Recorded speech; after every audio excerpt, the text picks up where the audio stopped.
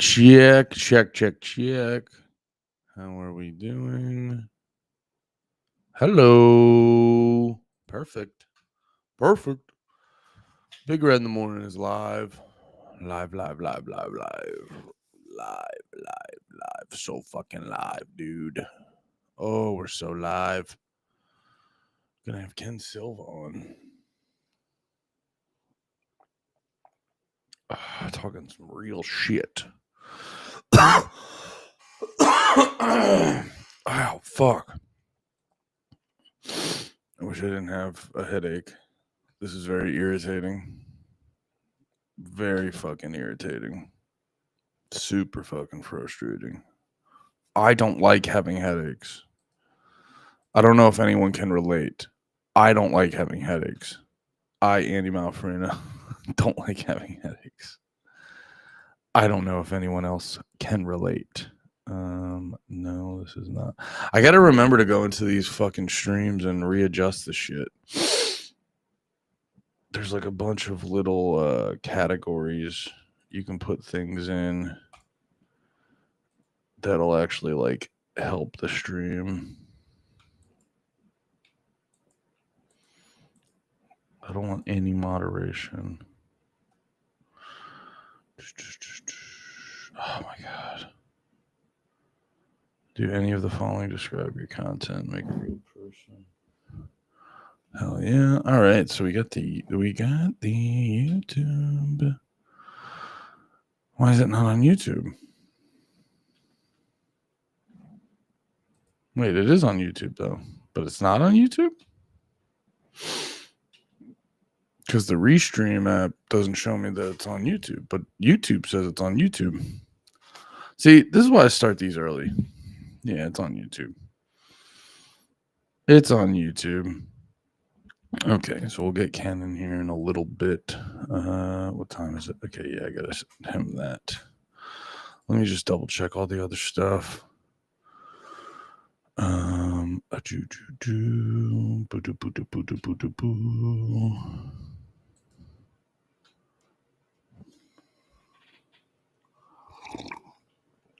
Okay.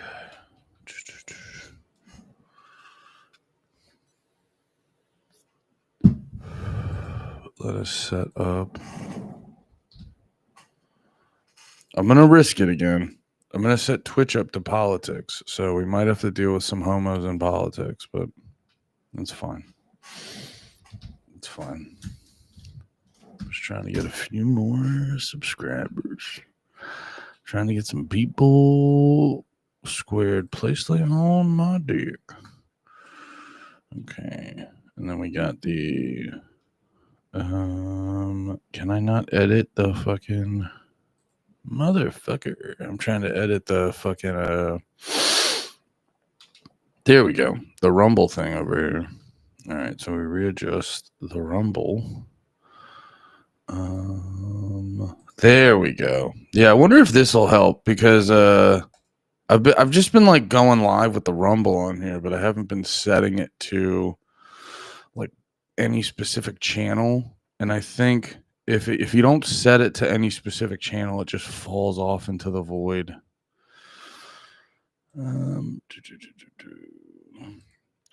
Excuse me. Cool. Oh shit, there's caption options. All right, there we go. All right. I guess we'll get Ken in here now. Let's get Ken in. Wait, let me double check that. I'm all paranoid about the time. Fucking because it's Texas and then whatever I told him and he told me and I gotta double check what we said in here in the text message. Doing something at noon tomorrow, right? Just want to make sure because I got another interview at 1:30 Eastern Standard. Yep, noon Eastern Standard.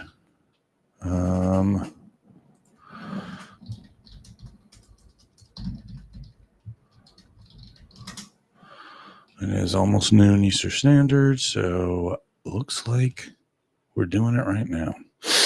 All right, let's send Let's send Ken the invite.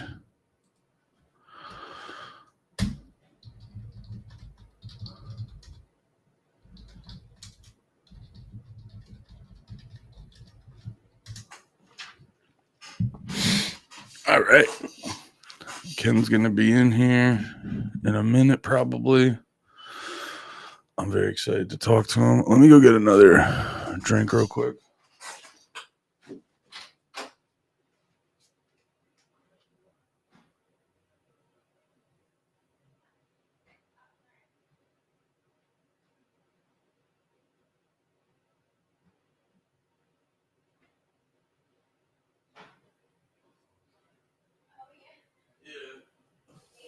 No, I made so much. And then when I I went to go get it after the timer, it absorbed most of the water. I was like, because I got the tiny ass noodles, so I ended up pouring so much in it.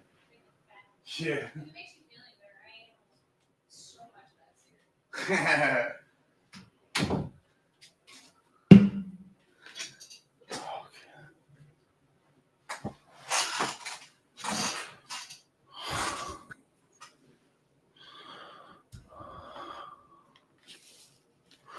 Check, check, check. All right. Yeah, I got a lot of stuff to. Why does my hat look weird? I like this hat. It sits on my head weird sometimes. Doesn't. It's not chrome dome friendly. This fucking hat. It's a good hat though. Thank you to my wife. It's a sturdy hat. I like a good sturdy hat. Dude, it's funny. I didn't realize how much of a hat guy I am until I was talking to Nate.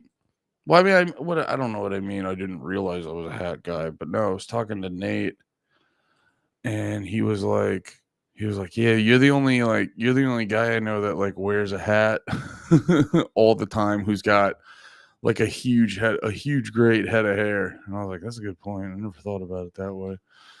And but I don't know. I've become very self-conscious with the hats. I was about to stream without the hat the other day, and I was like, oh shit, I just realized I had a weird thing where I just need to fucking, I don't know, whenever I'm doing these things when I don't have a hat on, I'm like, scary, that looks bad, that looks real fucking bad, I don't like it.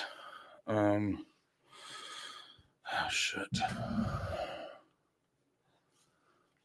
Oh my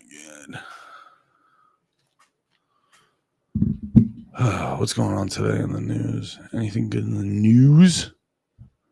Anything good in the news? How's the news going? Look at that. One person watching each thing. It means no one's watching. Maybe I shouldn't have started this so early. I don't know if there's anything I missed. What's going on YouTube? Maybe if I go to YouTube, I can see some stuff.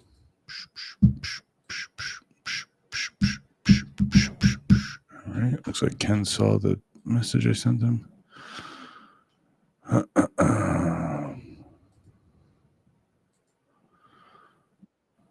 There we go. Ken is in the mix. We are going. There we go. Ken, how you doing, brother? Hey, I'm doing well. How about yourself? I'm good. Very excited to talk to you today about all the Trump assassination attempt stuff. I'm very curious to get into this because this was a lot of the different topics where it's you remember all the stuff from the news and then you dig into it a little bit and there's a bunch of extra stuff. But I did want to start off by just letting everyone know I am bringing Ken on because you have a book coming out about the Trump assassination. Is there a specific date on that yet? We don't have a specific date. We're pretty much working every day to try to get this done as soon as possible. The second shooter, Ryan Ruth, the guy that was hiding in the bushes down in the Trump's golf course in September.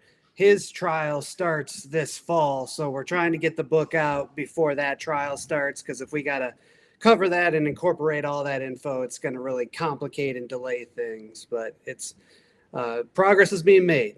Okay, awesome. Yeah, no, I'm very excited for it to come out, because one thing that immediately was apparent is there's a lot of stuff going on with this. There's a lot of like moving parts, and it's all very confusing. I have a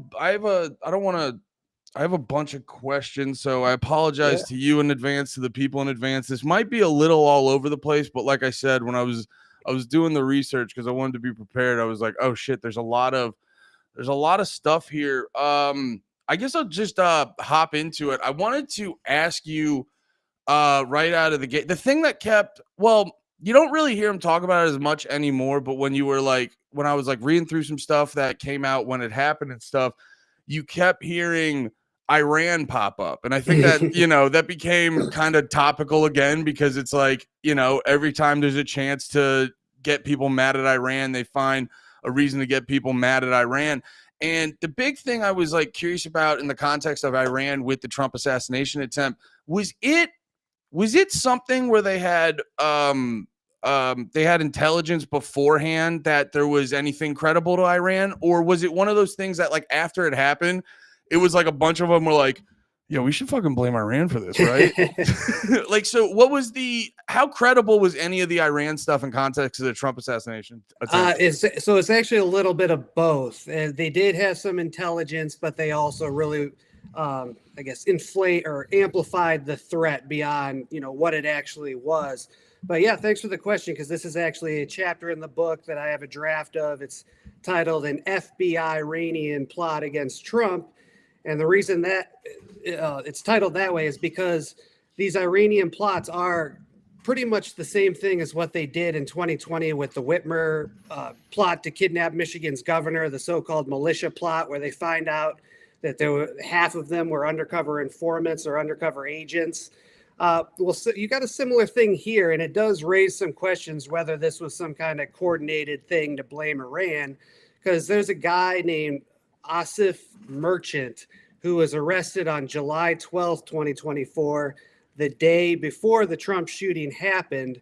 And Merchant was arrested when he was trying to leave the country, and he had been orbited by an FBI informant and two undercover FBI agents who were pretending to be hitmen. And they claimed that this Merchant guy tried to hire these FBI agents to take out Trump. And so, like, when you hear Ted Cruz argue with Tucker Carlson and be like, oh, Iran, they were trying to hire hitmen. These hitmen were undercover FBI agents, and Trump was never in danger in the first place. And there's like 3 or 4 other very similar cases like this, where they claim that Iran also tried to assassinate John Bolton. The hitman in that case is also an informant. And then there was another case they announced last November where they said these other guys were conspiring to kill Trump. And the weird thing about that case from last November is that the source of that is some guy in Iran who just told the DOJ that, and then they put that in the charging papers. So they have like an informant in Iran. It's all very bizarre. But this guy who was arrested the day before the Trump shooting, he's been in solitary confinement ever since then. So it's been like 367 days in solitary confinement. He hasn't even been able to review his evidence, like the recordings of the undercover FBI agents who he supposedly tried to hire. All that stuff is classified. This is even more locked down than the Whitmer case because there's overseas connections. So they're not even letting him see the evidence. This is a long-winded answer to just tell you it's total FBI entrapment nonsense. Okay. And is how do I say this politely? Is it on par with the usual FBI situation? Is the guy mentally deficient, or he doesn't seem totally mentally deficient. Like, he was in his, I think, 30s or 40s. Yeah. He had a professional career. He's actually a Pakistani guy who apparently had some family in Iran. Like, it's really tenuous. We just don't know the full picture because they issued a criminal complaint, but we don't have any evidence about what the FBI informants were saying to this guy. Okay, and I apologize. I missed what you said earlier. This guy got scooped up right like the day before the assassination attempt? Yeah, so it's July 12th, he's arrested, and then the FBI or the DOJ doesn't unseal the criminal complaint until August. And when they unsealed the criminal complaint like a month later, that's when all the Republicans jumped on it and be like, oh, this can't be a coincidence. This is the day Yeah. before, has to be connected. There is no connection. This is a total controlled FBI sting job. If we're going to steel man the case for why this matters, we can say that, well, why wasn't Trump better protected when the intelligence agencies had this information about some kind of plot to kill Trump from long range? Then why was the security at Butler so bad? But there's no direct connection. Yeah. That's a good segue. One of the big things I was getting obsessed with going through this, because I remember I was reading it, they were saying this was I want to say it was the biggest secret security service blunder of all time. At least definitely top 5. But that was like a big thing. I don't know where we could start on that, but like that, like what, like how did they fuck up so bad? And was there anything in it? And this kind of like, I'm throwing a little chum to conspiracy people because I am one of them. But was there anything in the mix that would suggest, they let this happen? I mean, I'm not there. That's not my official position that they let this happen, but I understand why people would think that. And I'm definitely not ruling that out altogether. The biggest thing that I've been hammering for almost like 10 months now, ever since the information came out, is the Secret Service did literally nothing that day. I mean, nothing. They did not save Trump at all. And this is something that even conservative media gets wrong. The New York Times reports that, it was the Secret Service sniper who finally killed crooks on the rooftop and, quote, neutralized the threat. Now, that's not true at all. It was actually a local cop from the ground who shot crooks. So if you go back to that video, or the video, there's a lot of videos, but you'll hear 10 shots. There's 8 shots in the first 5 seconds from the kid. It's pop, pop, pop, pop, pop, pop, pop, pop, pop. And then the 9th shot immediately after that is the local cop. So you got 9 shots in the first 6 seconds.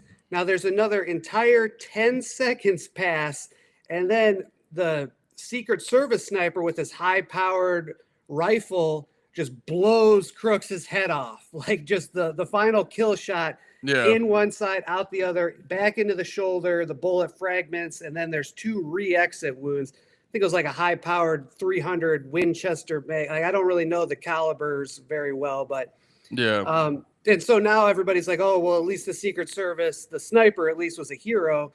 Well, like, no, the local cop, his name is Aaron Zalaponi. That guy's the real badass hero. He's the one that actually saved Trump, and God knows how many other lives, because you got to imagine that Crooks probably had 30 shots in his magazine. And if he got 8 shots off in 5 seconds, he conceivably could have gotten off like another 20 shots before that Secret Service sniper finally got his act together. Yeah, because well, I know he was there. Was there evidence that he was a good shot or not? I can't remember. I know he got like kicked out of the gun club in high school or something, but was there any evidence to say that he was eventually became a better shot or something like that? So the gun club thing is actually disinfo. It was one of his high school classmates said that, but he's had a lot of high school classmates that have said a lot of things. Some have panned out, some haven't. And yeah, this guy said, he was actually dangerous. They wouldn't let him on the high school rifle team. And the high school issued an official statement saying, we have no records of him ever trying out for the rifle team. The coach doesn't remember him. I actually don't believe that's true. I think his classmate probably made it up. He did visit the gun range maybe 40 or 50 times in the last year of his life. So he did get interested in firearms and explosives, it seems like, increasingly after he graduated high school. It was about a 120-yard shot, and everybody says, like, oh, how could you miss? Like I've shot an AR at a gun range, and I could hit the bullseye from 120 yards with iron sights. So, this is a pretty bad mess up. But you got to remember that he's on the roof. And again, the local cops are actually chasing him. A Butler Township police officer tries to climb the roof. He looks up and Crooks sees him. Crooks turns the AR and points it at the local cop. And then the local cop drops back on the ground. And then it's like 5 seconds later that Crooks starts shooting. So, put your mind in the shooter. You see a cop, like, oh shit, I better go. You get your aim 120 yards. He doesn't have any magnification. He had a red dot sight. But, Trump probably looks about an inch tall from the rooftop. So it's actually a really good shot. And then he gets the one that's close. And after that, I think he just starts spraying crazily. Starts going nuts. Yeah. If you would have aimed for the body, he probably would have hit it. And it was still a pretty good shot. Okay. So he's actually probably a pretty decent shot. Interesting. So is there talking about how the gun club was some disinfo and stuff? Is there a good, because I think is there a good sense of like what this kid was like? Because I know you went to Butler and talked to some people, and then I saw a couple interviews and stuff, and I kept getting conflicted things where it was like, oh, he was a fun little nerdy guy that got bullied and and then I heard other stuff where it was like, yeah, he didn't seem like a problem, but he didn't really talk to people. Were you able to get a sense of like what his vibe was? Yeah, that's still probably the biggest unanswered question, is just who was this kid? What was he into?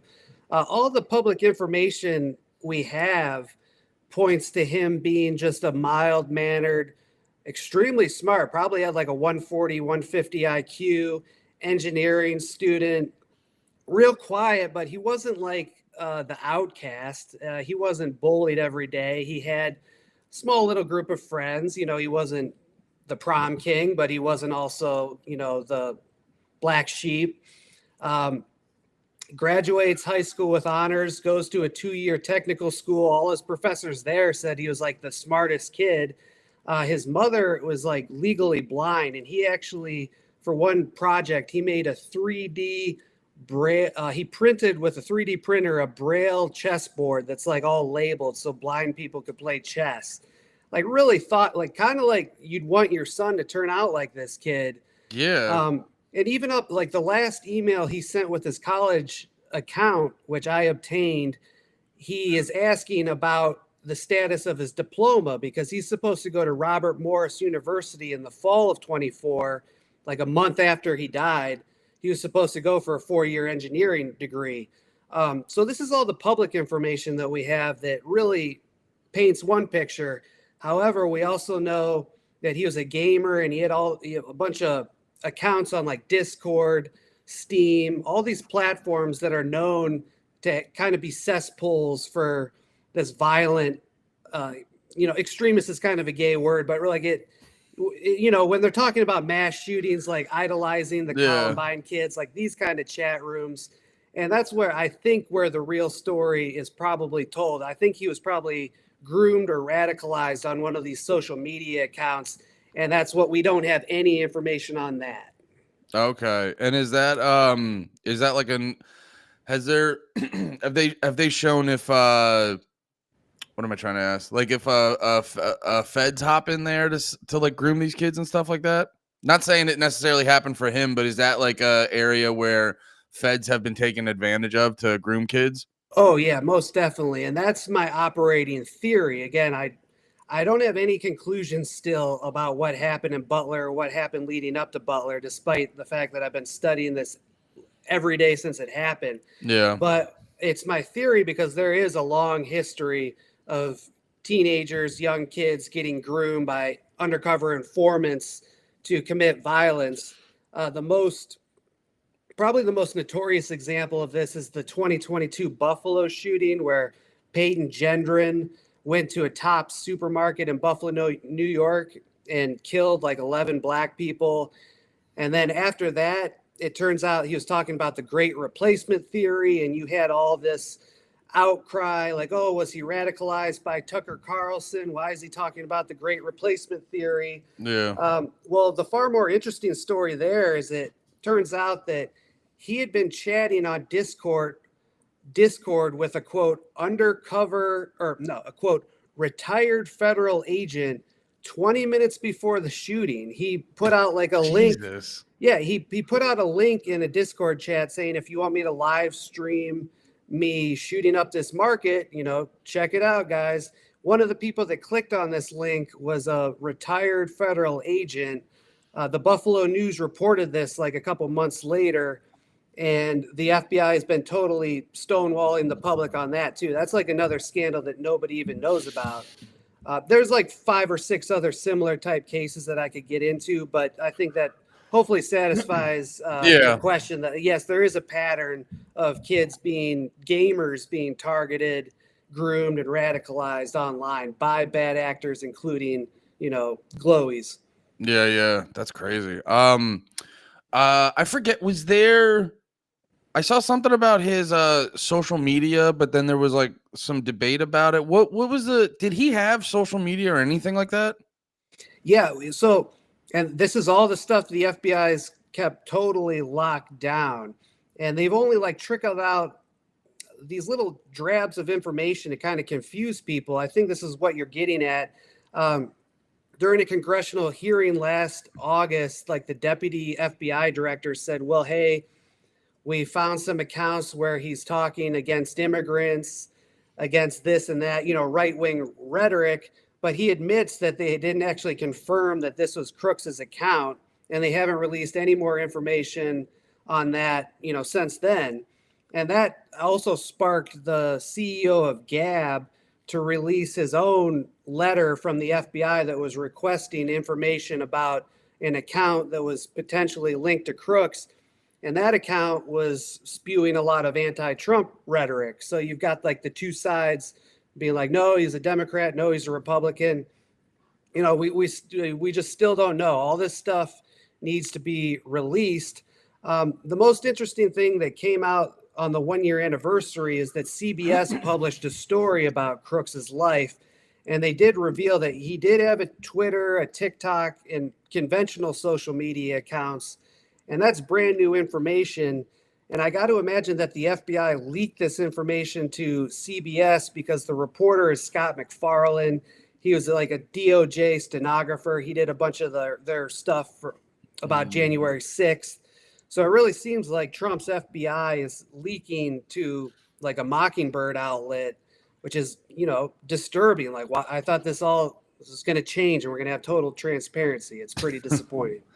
Yeah. I agree with that. That's because I remember seeing something where, it is weird how they're like releasing all the information. Because didn't they do something where they were like, oh, we have a bunch of his emails, and then they just released like one, and then they're like, we'll give you a couple later. And it's like, why? Yeah, this is weird.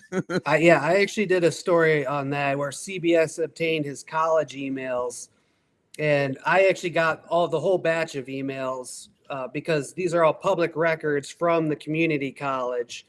And all these emails, they don't show much because Crooks, you're using your college email. You're not going to be talking about illegal stuff, presumably.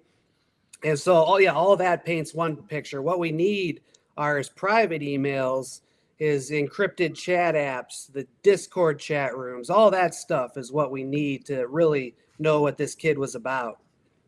Okay, yeah. No, I agree. Yeah, because it does seem like he was a very private person, and there wasn't a lot of like public stuff on him. Like, because I would always, it would always make me laugh because I would see your tweets very occasionally. You're like, oh, look, a small video of this kid where you have all these kids nowadays that are just even like the ones that aren't locked in on TikTok. But you said he had a TikTok.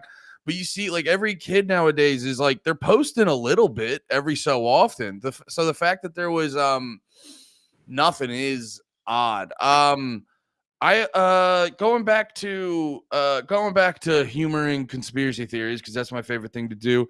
Was there? I remember the big thing was Crooks is in a BlackRock commercial. Was there anything there, or was that just like a weird coincidence? He wasn't in a BlackRock commercial, as far as we could tell. It was just a weird coincidence. Yeah, I have no idea why that happened. Senator Josh Hawley wrote a letter to BlackRock demanding answers, and we never heard anything about that. So I don't know if that's really significant or just a coincidence. Oh, okay. So I was hearing you. I think it was on Jose's podcast. Shout out Jose, no way Jose.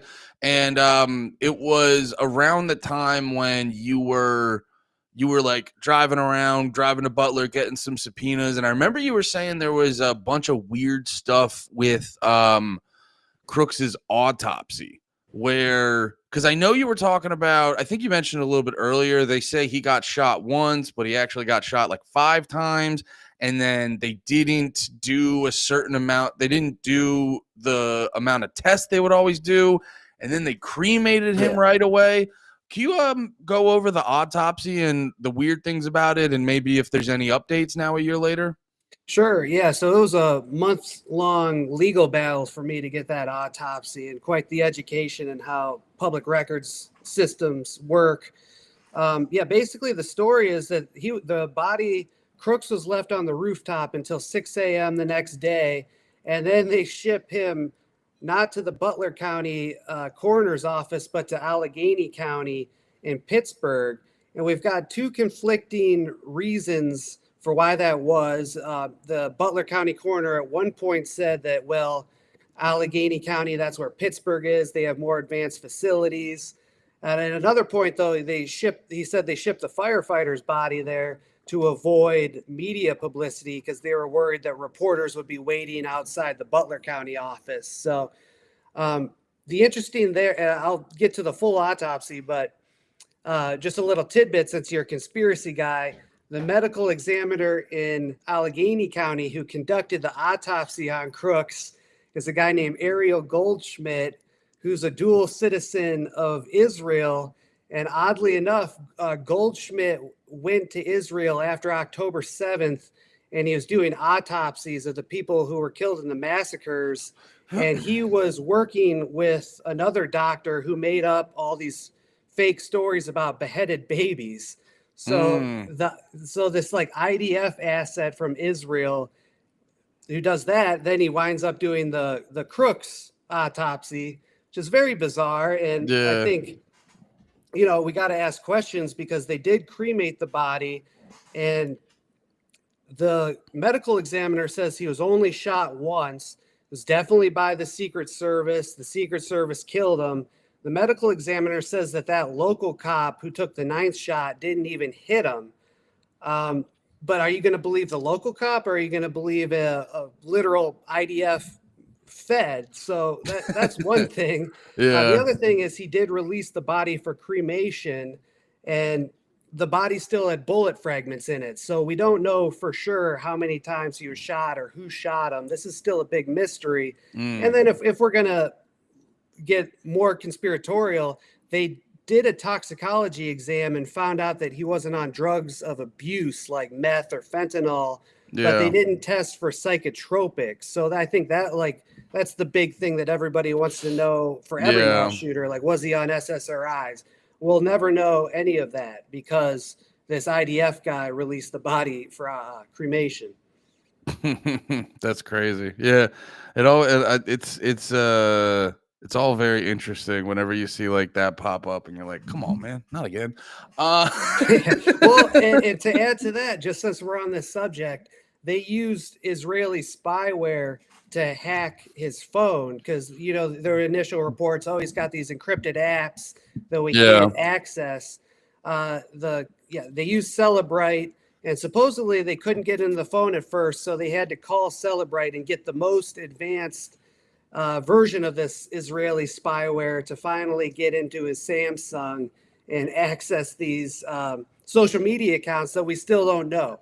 So not to get too tinfoil hat, but Israel has been handling all this evidence. That's weird. And trying to blame Iran. Mm-hmm. That is kind of, I didn't even think about, I didn't know there would, of course there's an Israel connection. Why wouldn't there be? I didn't even know about that. And it's like that, the irony of them being like, I think Iran did this. And it's like, wait, I know. Wait, it's like, wait, who's working on the case? It's akin to never mind. I forget the guy's name. But anyway, okay, what else was I gonna ask? Oh yeah. The something I didn't fucking realize was even a part of this until I was doing a bunch of reading over the weekend to prepare for this. So he had like bombs in his car. Yes, that's correct. They've supposedly they found a detonator in his pocket up on the roof, and then they had to like evacuate the area, which is another really sketchy thing because it turns out there weren't any bombs around the building. But the official story is they finally they trace the rifle back to the dad, and then they do some facial recognition. They think it's Thomas Crooks. They go to the house at like 10 o'clock that night, and an ATF agent talks about going down the hallway, going into Thomas's room, looking at the foot of the bed and seeing this giant canister of racing fuel. And I think an empty 50 caliber ammo case, which those kind of cases are used to make IEDs. So they freak out. The ATF and other people find more bombs in his car back at Butler Farm Show, which is like 45 minutes away. And the bombs weren't operable. Apparently, they were over-engineered, and even the switches were turned off. So even though he had a remote detonator in his pocket, it doesn't seem like this was any part of his assassination plot because the bombs weren't even armed to detonate. So yeah, it's really bizarre. And this is like the only interesting email from his college account. In January 24, he did email a company called Hyperfuels asking on the status of an order of nitromethane that he wanted shipped to his house. And then the company did, reply later that day saying your order's on the way. And again, I guess in as aside, nitromethane is used to make ANFO bombs, which are the same bombs that were used in OKC. So it's all very interesting, but we don't know what it means really. Yeah. Okay. So he had that is is that consistent with like you were saying he had the bombs and they were like switched in the off position? Was it just that they were turned off or they wouldn't have been able to go off? I think both. They weren't triggered to be detonated remotely, and the FBI said the bombs were quote over-engineered, which is interesting because like when you hear about the kid making bombs, that's one of the biggest signs that there were others involved. Yeah. But again, he is a high IQ engineering student, so it's possible that he was just tinkering around on his own. Yeah, and that was it's funny. I'm reading. I just started Aberration in the Heartland of the Real, I believe it's called, the Nice. Timothy McVeigh. Yeah, I just started that. So, and I know you know a whole bunch about OKC. Is there any John Doe #2 action going on over here? Oh yeah, there's the case of the mystery van, which was parked maybe a couple hundred yards away from Crooks's house. And are Okay. you familiar with the van at all or this story? I was listening to you on Jose's podcast, and I remember you said something about a van, and I was in the middle of doing stuff, so I'm aware of it. I don't really know much about it. Okay, this is a big one that I'm still very focused on. Okay. Yeah, there were all these reports, and there was even, I think, a Fox News reporter was standing in front of the van that night saying, "Oh, the bomb squad is searching this van," and they believe that the van belonged to the shooter. And then it just disappears. You never hear about it again. And so we know a bomb squad was searching a van that night. We know it was really close to the farm show. And so I filed a records request with the Pennsylvania State Police, and they responded to me that yes, we have records on this van, but we're not going to give them to you because it's part of our investigation. So to me, that says they did investigate it. What they found, we don't know, but I think it does. I think there's something there to, quote Bongino. Yeah. Well, no, that's all very interesting because I was having trouble. I got really obsessed with the timeline of like Crooks getting there, and then like I think the first text message about him being like, "Yo, I think there's a weirdo over there," was at like 4:30, and then Trump doesn't get shot until 6:11. So it's like they know, like they're, and then there was like a second text message, and there was some more conversation and stuff. So it's like they're aware of this guy, and then on top of that, he comes to the place, sets up, leaves to get more ammo, comes back. Like, I don't know, man. It befuddles me that this even got to where it got. Like, was it some like chain of command thing? Was it like, yo, I got the shot, or I like this dude's weird, and it's like people being like, don't worry about it, go over here. Because there was also reports of there was like a bunch of people throughout the rally that that the feds or the security interacted with for suspicious reasons. And now you have a guy walking around on top of the building. He's flying a drone for 11 minutes, and they'll like, we'll wait and see on him. It's all very weird. I don't even know if there was a question in there. No, it's extremely weird. And the official story is that the reason there were so many breakdowns is because the feds had their own communication center, and then the locals had their separate post. And outside of the actual rally site was the locals' jurisdiction, even though the Secret Service should have been handling it all. The locals were chasing the kid and talking on their radios, but the Secret Service isn't looped in on that, which is like a major failure. And this is what Congress has kind of done some good work on because it's not really controversial. Like, this is an obviously mess up. Usually they don't even do that. It's almost always one unified command post. And so, yeah, the head of the local command center says that, while all this is going on, as you say, they see him like an hour before the shooting. He's calling on his cell phone, Pennsylvania State Police Sergeant, who's in the federal command post. And so the Pennsylvania police guy would take a cell phone call and then tell the feds what's going on. Like, oh, there's a guy outside that's suspicious. He has a rangefinder. Now he's on the roof. And the federal command center leader says that he didn't get a lot of this information. No, the PSP guy was not telling me this. It's not my fault. Don't blame me. And there's a lot of he said, she said about why there was so many failures. I do think it's a little bit more complicated and possibly even nefarious than that. Because you've got instances where like there's like the Secret Service counter sniper response agent.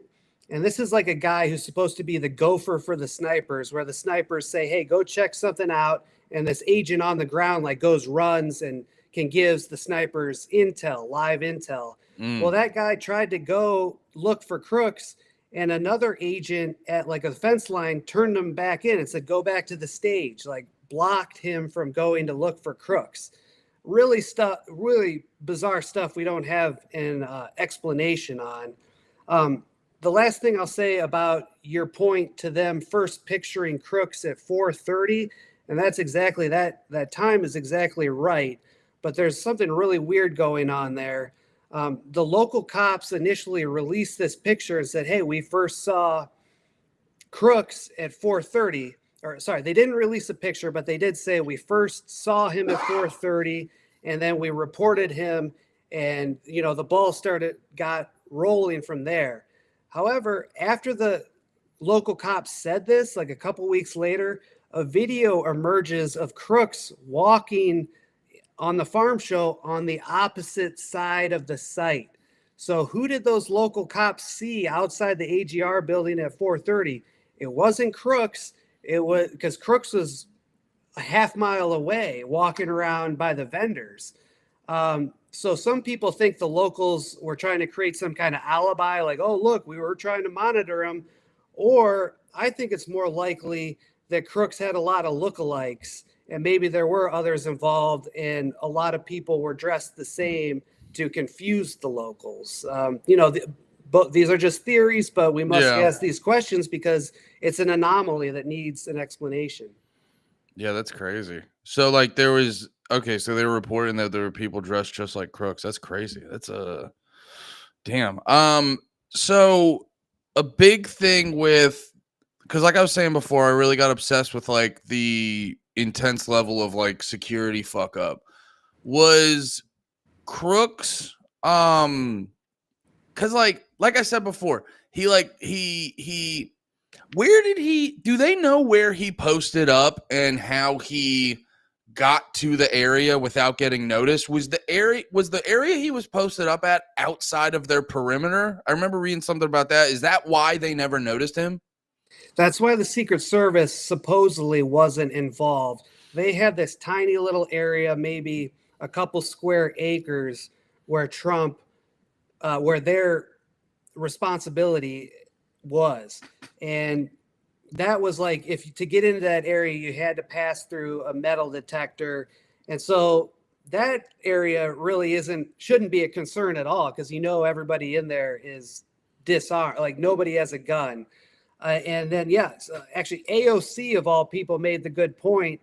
Like an AR-15 has a range of like 400 yards. The roof was 100 yards away. How is that not in the perimeter? And Yeah. the Secret Service doesn't really have a good explanation for that. They just say the locals were supposed to handle that area outside of the secure site. And oops, we're not going to do that again. We're those darn locals. Like it just seems almost like built-in failures. Yeah. Interesting. Okay. Yeah. So okay, because that's what I was gonna ask. Because that kind of goes to what I was gonna ask, where it was like, was it just did because you did say Crooks was very intelligent.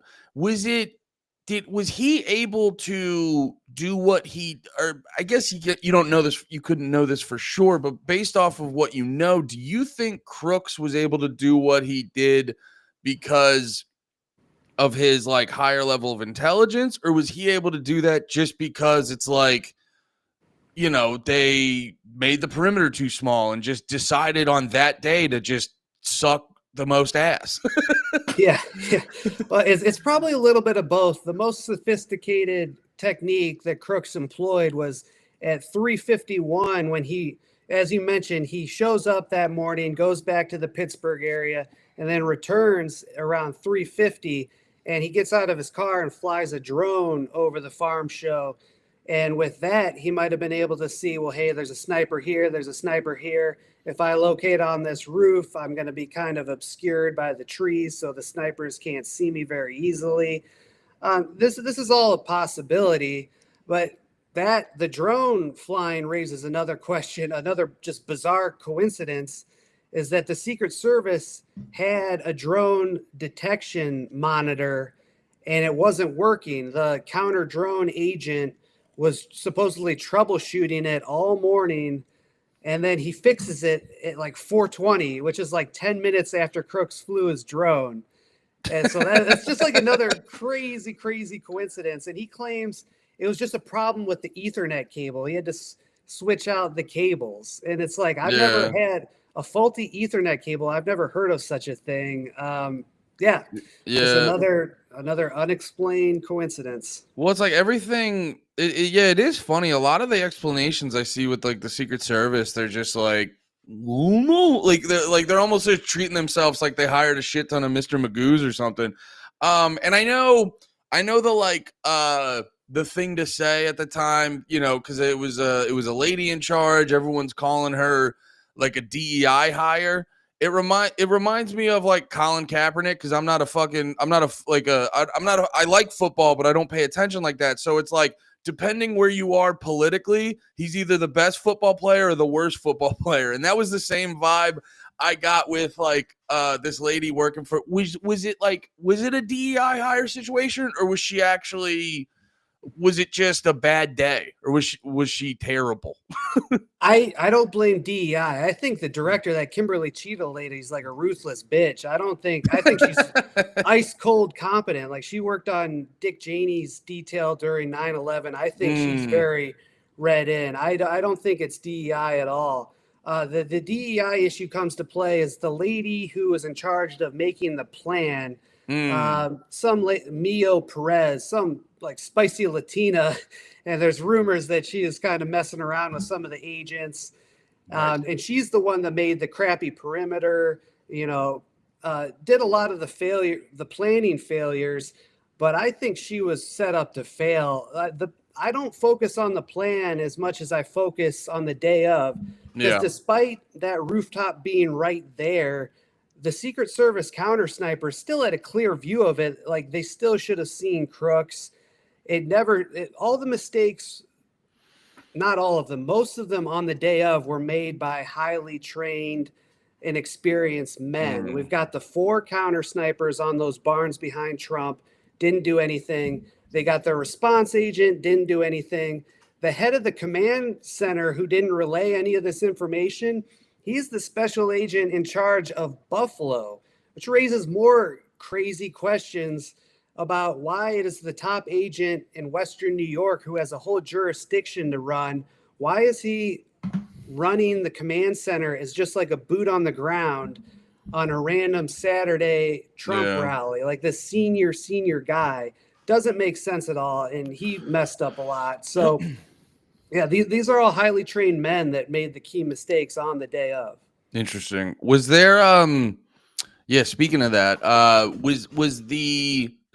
were there snipers pointed in his direction the whole time? Because I read something saying like some of the dudes that took him out, they repositioned and then take him out. I could be wrong about that, but like, were there snipers pointed at him when he was shooting?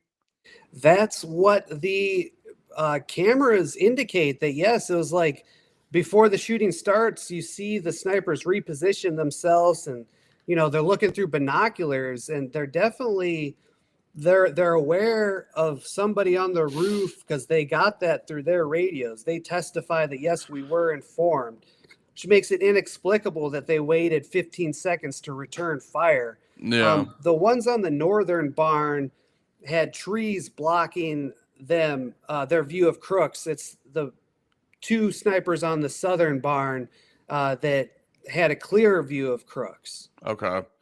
And then I got 2 more and then I'll let you go because I know you got some other stuff to do today. And this is, you answered pretty much all my questions. Hell yeah.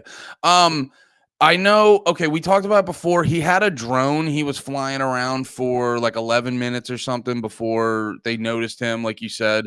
Do they have like, was he recording drone? Do they have like the drone footage of that? They say he wasn't recording, but they did recreate the exact flight path.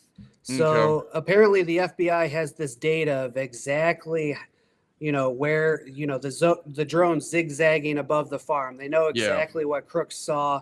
When they downloaded the photos, they only saw some old videos from like months prior, though, and we don't know what those are. Okay, interesting. Yeah, there was some that always stuck out to me. It's like, oh yeah, just 11 minutes. There's just flying a drone around and all that. Last thing I wanted to ask you is sort of just a broad question because you know way more about this than most people. Is there an element of this story that you're like, kind of like how you brought up the van, how no one's talking about the van and stuff like that? Is there any other element of this story that's like, why is no one talking about this? Is that you could think of? The thing that's really annoyed me is the fact that the Secret Service snipers took 15 seconds to shoot back, and like nobody is pointing this out. Nobody's giving Aaron Zalaponi his due that like this badass local cop from the ground hit Crooks. Like that's just so awesome. And Trump's such a scumbag for not recognizing that guy. But I've talked about that quite enough, I'd say. The biggest weird mystery that I think more people should be talking about is this ATF agent who for some reason was there, even though nobody knows who he was or what he was doing. The ATF is never involved in presidential rally security. But we have this mystery agent. And if you read the transcripts of Secret Service agents, there's one lady who's walking behind. This is like 5 p.m. super hot, like 95 degrees at the time. All these Trump supporters are leaning against like the bike racks that they use as rails, entrance rails. And some guy says like, "Oh, I'm worried that those bike racks are going to fall over because all the people leaning against them." And the Secret Service agent says like, "Well, who are you anyways?" And the person identified himself as ATF. And then the agent's like, "Oh, I didn't ask for his credentials or anything, but that was weird." And then once this gets out, like last September, the ATF says, well, he was there in his personal capacity. But he was behind the scenes. He was part of the security. Secret Service has no idea who he was. And I just got some text messages leaked from local police where they identify him. His possibly name is Robert McGlennon is the agent's name. And if you look him up on LinkedIn, he's like a former Department of Energy employee who worked on nuclear security issues. He's got like a Q clearance. Like nobody goes from DOE working on high level nuclear issues to the ATF just to like make gun busts. It's very bizarre. Yeah. And the ATF is totally stonewalled Congress, won't produce him for interviews. And yeah, what was the ATF doing there on that day? And yeah, who is this guy? What is he doing? Like, why was he there? Do they know where, not like trying to dox him or anything, do they know where he lives? I'm just curious if it was like, if he had to take like a crazy drive to get to Butler, or was it just kind of in his neighborhood? His LinkedIn says he's a Pittsburgh agent, so it isn't. Yeah, that's not crazy then. Especially if you're, a fan of Trump going to a Trump rally. That's, it's a long drive, but it's not insane, I guess. Yeah, but he wasn't there. He wasn't part of the rally. He was behind the scenes. Oh, you're right. As part of the security. And then the ATF says he was there in his personal capacity, but it really seems like he was there on some kind of official capacity. We just don't know what. Yeah, well, maybe just because his boys were there, they let him backstage. Who knows? It could be, yeah. Yeah, but hey, man, this was great. Thank you so much. When did you say you're hopefully gonna get the book out? Well, we're aiming for hopefully September or October, I think. Okay, awesome. Is that gonna be through the Libertarian Institute? Yep, that's exactly right. Yes, Scott Horton's generously agreed to publish the book, and yeah, super excited. It's going to be a good book. There's a couple other Butler books that don't even come close to the level of content that we're going to be releasing. Awesome. Yeah, I'm very, very, very excited to check that out. So yeah, man, thank you very much for coming on, Ken. Have a great day. Yeah, anytime. You too. Take care. Have a good one, brother. Bye. There we go. What up, chat? And Slav is talking about the Jews. Oh man, sorry, I ignored the chat. Oh yeah, I didn't talk about the firefighter. I don't know. I feel bad about that one. Well, that one feels weird because it is like you do want to show respect because it's like, dude got murked going to see Trump. That fucking sucks. That's the worst shit ever. But there's not a lot in the broad scheme of the conversation. There's, you kind of got to like bring it up, go RIP, that fucking sucks. But there's not much to the broader story, I guess. I don't know. Ken Silva rules. So glad Big Red introduced his stuff to my life. Yeah, go check out. Oh, I forgot to mention Headline USA. Let me bring up the website. Yeah, Headline USA is where you can go read Ken's stuff. And it's very good. It's because he talks about a lot of shit. So it's like Fauci referred to prosecution after New York, and I'll be straight up. It's one of those websites when you read it, it's got a bunch of ads and stuff, but and it doesn't feel like the most I don't know. I'm not trying to be rude. But it's a good website. I've read Ken's stuff for a while now, and both Ashley, it's really funny. Both Ashley Babbitt and that firefighter in some weird Trump purgatory together. Yeah, really. But yeah, Ken's reporting is really good. Really, really good. So go follow Ken. He's I'm sorry. He is JD underscore cashless on X or fuck. I called it X. I hate calling it X. There you go. That's his Twitter. Go follow him. He's a really good follow. What else were you guys saying? The fact that he was able to get off so many shots is nuts. Yeah, dude. The fact that it was able to get there is nuts. The fact that because Trump didn't go on stage till 6:03, something like that. And then, Trump didn't go on stage till 6:03. And the fact that this dude wasn't, I would have given them a pass if it would have taken them to 5:30 to deal with this kid. That would have still been too long. Waiting till 5 or 5:30 to deal with that kid. That would have been too fucking long. But the fact that, because I was reading through a thing. I was reading through an article. There were feds and stuff there, talking to a lot of people, being like, yo, you're suspicious. There was a lot of, I don't know if they were full-blown arrests, but they were pulling people aside, being like, hey, we think you're suspicious. And they were talking to him about that kind of shit. And, and then you got a guy and that's just in the crowd and stuff like that. And now you got a guy, you see him acting weird on buildings, all this stuff. And, that's not a top priority. It's very odd. It's all very odd.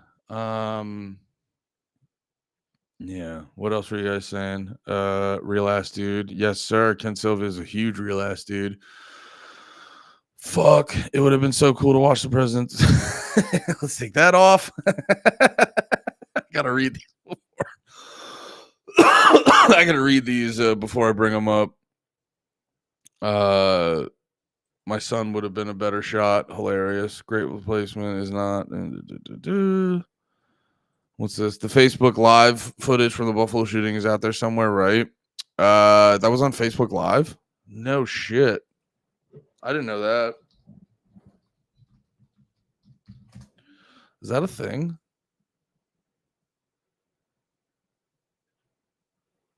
No way. Oh, no.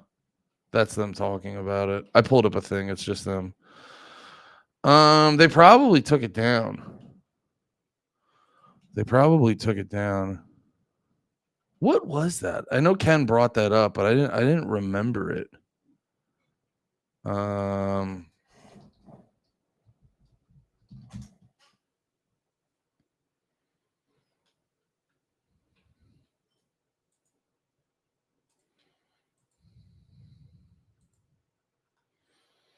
Say the alleged shooter planned it all.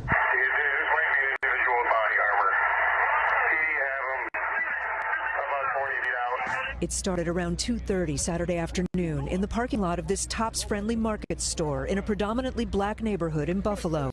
The alleged shooter wearing full body armor and tactical gear, targeting people of color. Zanetta Everhart's 20-year-old son, Zaire Goodman, worked at Tops and was helping an older woman with her groceries in the parking lot. He was shot in the neck, but the bullet didn't cause major damage. I've protected him his whole life from the ills of the world. And here we have a man, a terrorist, who came into my community, into our neighborhood.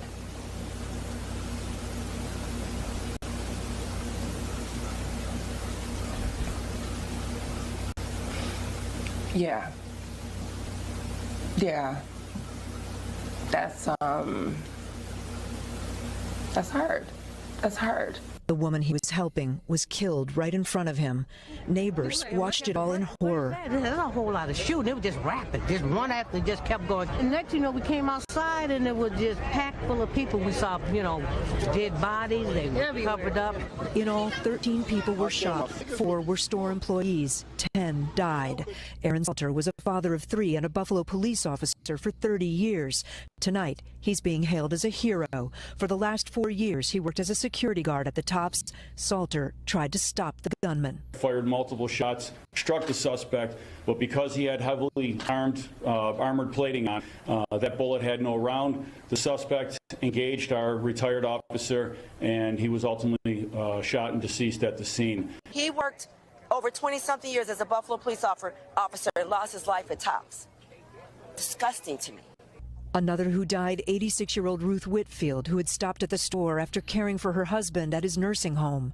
After all the carnage, the alleged shooter threatened to take his own life, but then dropped his gun and surrendered to police. Saturday, he was charged with first-degree murder and pleaded not guilty. The lone gunman, armed with weapons of war and hate-filled soul, shot and killed 10 innocent people in cold blood. Today, raw emotion pouring onto the streets. People just wake up and come kill us whenever they feel like it, and that's not okay. We cannot allow this to destroy us. We cannot allow this. We cannot allow those people that are upset and mad about what happened to try to take their own vengeance either. A community united in grief. Damn. Thanks for watching our. Hey, you're welcome. You're welcome. Slav, I pulled this one up for you, buddy. This one was going viral. YouTube keeps making me want to watch it. But it says how Jewish American pedophiles hide from justice in Israel. This one's for you, Slav. Investigation has uncovered. Don't say I never did anything for you, brother. A loophole that allows accused and convicted. I was curious about this because also shout out. Yeah, I know you know about it, Slav. I shout out to the news for like occasionally like doing real work. It is funny sometimes where the news does get and deserve a lot of shit. And then occasionally they'll just hit you with a report where you're like, oh, that's actually like really good fucking work. Thank you, the news. American pedophiles to escape justice by moving to Israel. So Ian Lee has been following this for more than a year, and he Oh yeah, but I've heard these jokes a bunch, and apparently like mad pedophiles moved to Israel, which I didn't think someone was gonna make me like hate them more than France in that department. I thought France was the pedophile harbor. Maybe it's just Roman Polanski. Maybe I just broad stroke France over one bad apple. Maybe I deserve France deserves an apology from me. Maybe I have to publicly apologize to France to go like, you are not the France. I, Andy Malfrin, apologize. You're not the number one pedophile harbinger. It allows accused and convicted American pedophiles to escape justice by moving to Israel. So Ian Lee has been following this for more than a year, and he traveled to Israel for this investigation. He worked with a group that tracks people accused of sex crimes, which estimates dozens of Americans have used this loophole. So, he's 6'2". We are on a stakeout looking for this man, Jimmy Julius Caro, 48 years old and one. Yeah, why do pedophiles always look exactly like pedophiles? Like you very rarely see it's the ones in the government that don't overtly look like pedophiles. They act like them. Shout out Biden, allegedly. I gotta be less flippant about the things I say. But no, like in the government, all the pedos in the government are pretty good at like hiding it and stuff. But then whenever there's like a special report and they're like, we have a story about a pedophile, they always look exactly like fucking pedophiles, like 1000%. They always look like the most pedophile you've ever met. Yeah. wanted on charges of sexually assaulting a 9-year-old girl in Oregon back in 2000 and a 5-year-old girl in Israel in 2001. He's considered dangerous. But these photos are a few years old, so we don't know if he'll look the same. He remains elusive.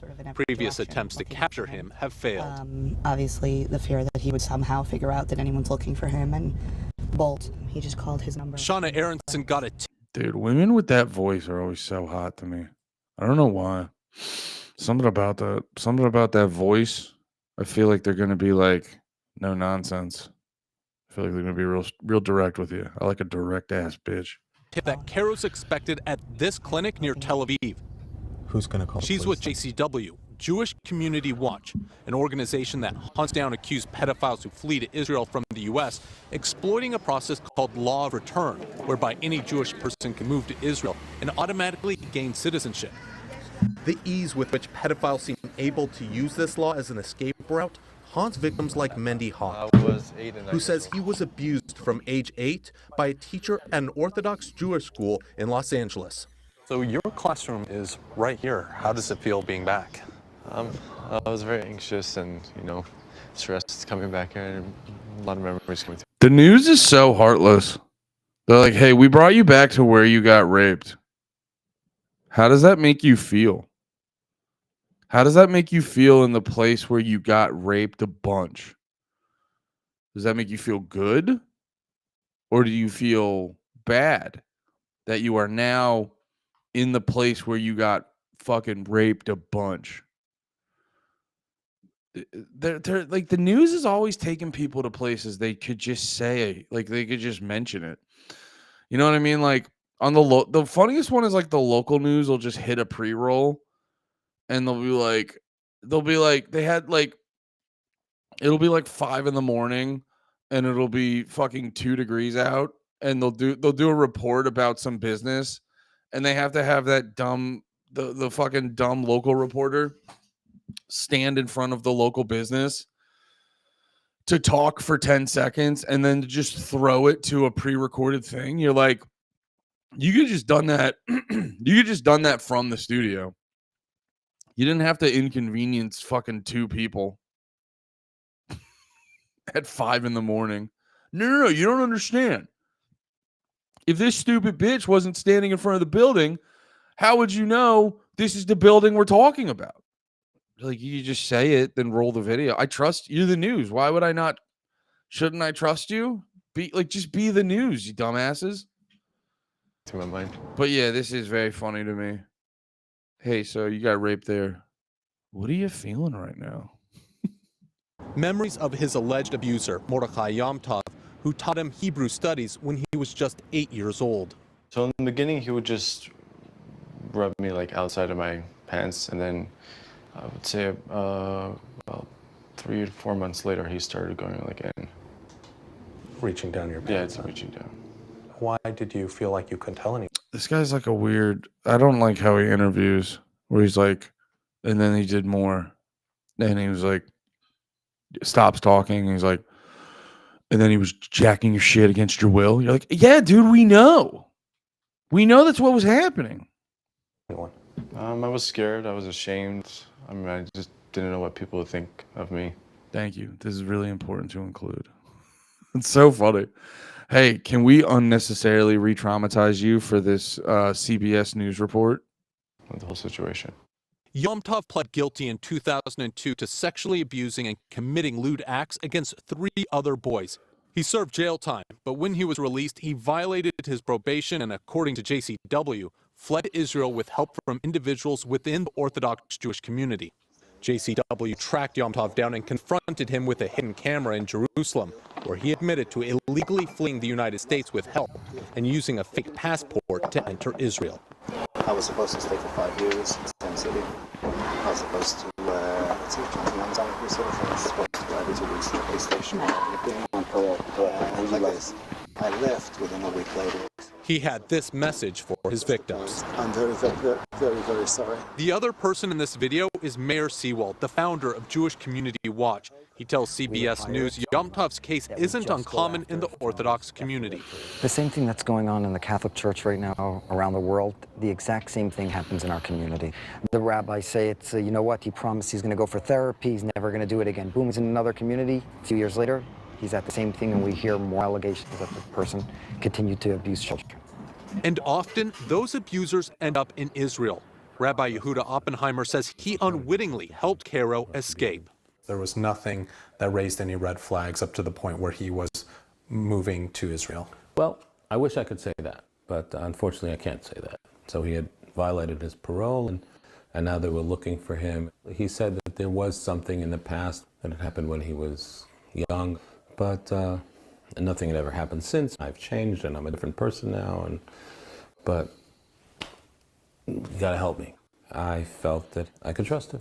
So I wrote him a letter, and he bought a ticket, and he left. Caro is accused of abusing more children when he got to Israel. What was that like for you when you found that out? It was very painful. Rabbi Oppenheimer says the reason he came forward is to shine a light on the process of accused pedophiles fleeing, to help ensure it doesn't happen again. Back at the stakeout, an ambulance pulls up and a man steps out. It's Caro. That was definitely him. Oh my God. Okay. The police are called and eventually arrive. His days on the run are over as he's led away. Did you assault the girl in the United States? No. Did you flee Israel because you assaulted the girl in the United States? Have you ever assaulted any girls in Israel? Do you know that you're wanted by Interpol? Yeah. There's relief as police escort him to their car. This marks the end to a months-long manhunt. Oh my gosh! Can I give you a hug? I have something I need to tell you. Yeah. Enough of this. The pedophiles, quit doing your nonsense in Israel. Knock it off. You hear me? This Big Red. Knock it off. I saw this. This looks interesting. I think this is worth talking about because actually I think I do have a clip of where is it? Oh yeah, dude. Let's do the rounds actually. I got clips of people being like, what's the big deal with Epstein? Actually, I bet you Jerry Seinfeld's also saying that. What's the big deal with this Jeffrey Epstein guy?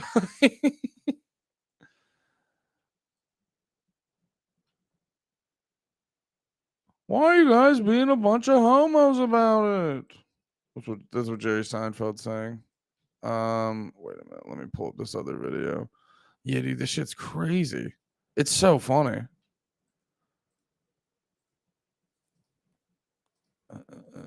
Yeah, here we go. Yeah, here we go. So everyone's going on their campaign of wait, is there a clip of Ben Shapiro doing it too? There's got to be. I just want to get. I'd love to get a video of everyone on record. Is this from the? Is this it? Yeah. I would love to. Yeah, I would love to have a conversation and edit together a video of everyone being like, "What's the big?" I can't not do it. I can't not do it in the Jerry Seinfeld voice. What's the deal with Jeffrey Epstein? Why do you guys give a shit that we're covering for a pedophile? Oh man. Wait, is this what I'm looking for? Conclusion to an investigation. They're going to be very upset today because it turns out that the DOJ and the FBI have concluded that Epstein didn't have. There we go. Benny boy. Where should we start? When Slav says the Jew, I feel like I ate a warm chocolate chip cookie. Oh my god! All right. I didn't know you guys were all on Slav's side.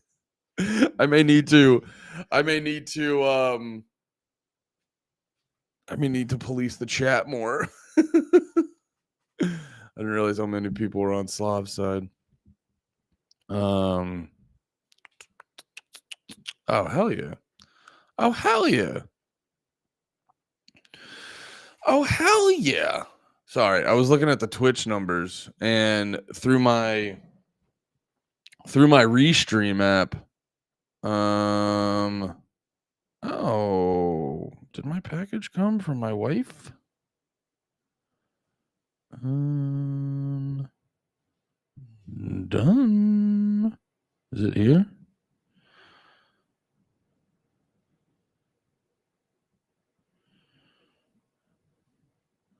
Nice. Nice. Nice. Nice, nice, nice, nice. Slav speaks the words we aren't sure how to say. Well, I don't know about all that.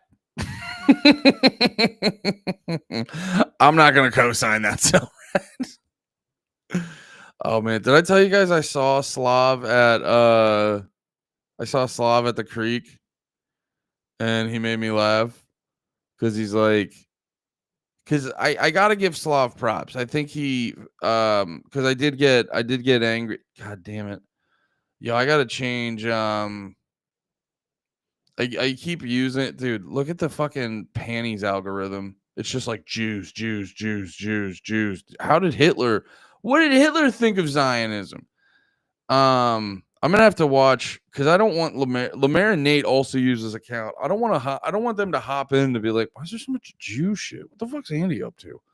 Watching videos about the Jews. That's what I'm up to. That's what I'm doing over here, guys. Yeah. Oh, are you guys in LA at the ESPYs? I'm watching videos about the Jews. We're having fun over here, guys. We're having a really fun time. I am actually having a lovely time with you guys. I'm not. What does it say? Oh, I'm not. But it just feels right to see his comment in chat. Yeah, we don't agree with Slav, but it'd be something. It would feel different if we weren't able to be like, we do a topic and then we go to Slav and we go, how is that the Jews, Slav? And then he lets us know. And we go, oh, that doesn't make sense. Panty's YouTube is anime, thirst traps, and Jews. Yeah. All right. I'm gonna throw on this. I'm gonna throw on this for you guys. I want to go grab something real quick. My dick. And then I'm gonna go masturbate for 20 minutes, guys. No, I think I might get a yogurt. I think I might eat a yogurt. I'm a big yogurt head. Guys, don't leave or I'll fucking kill myself. And I'm doing it for my daughter. Oh yeah, go check out Extreme Peace. I watched the first episode they put on YouTube. It's so fucking funny. Go check that shit out.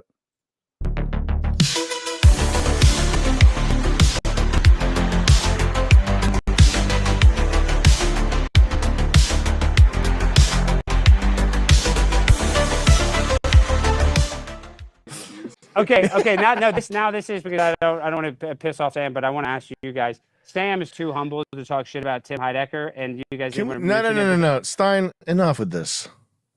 Tim's a good guy. He funded World Peace Season 3. No, man, Tim did Tim and Eric's show. It was a legendary show.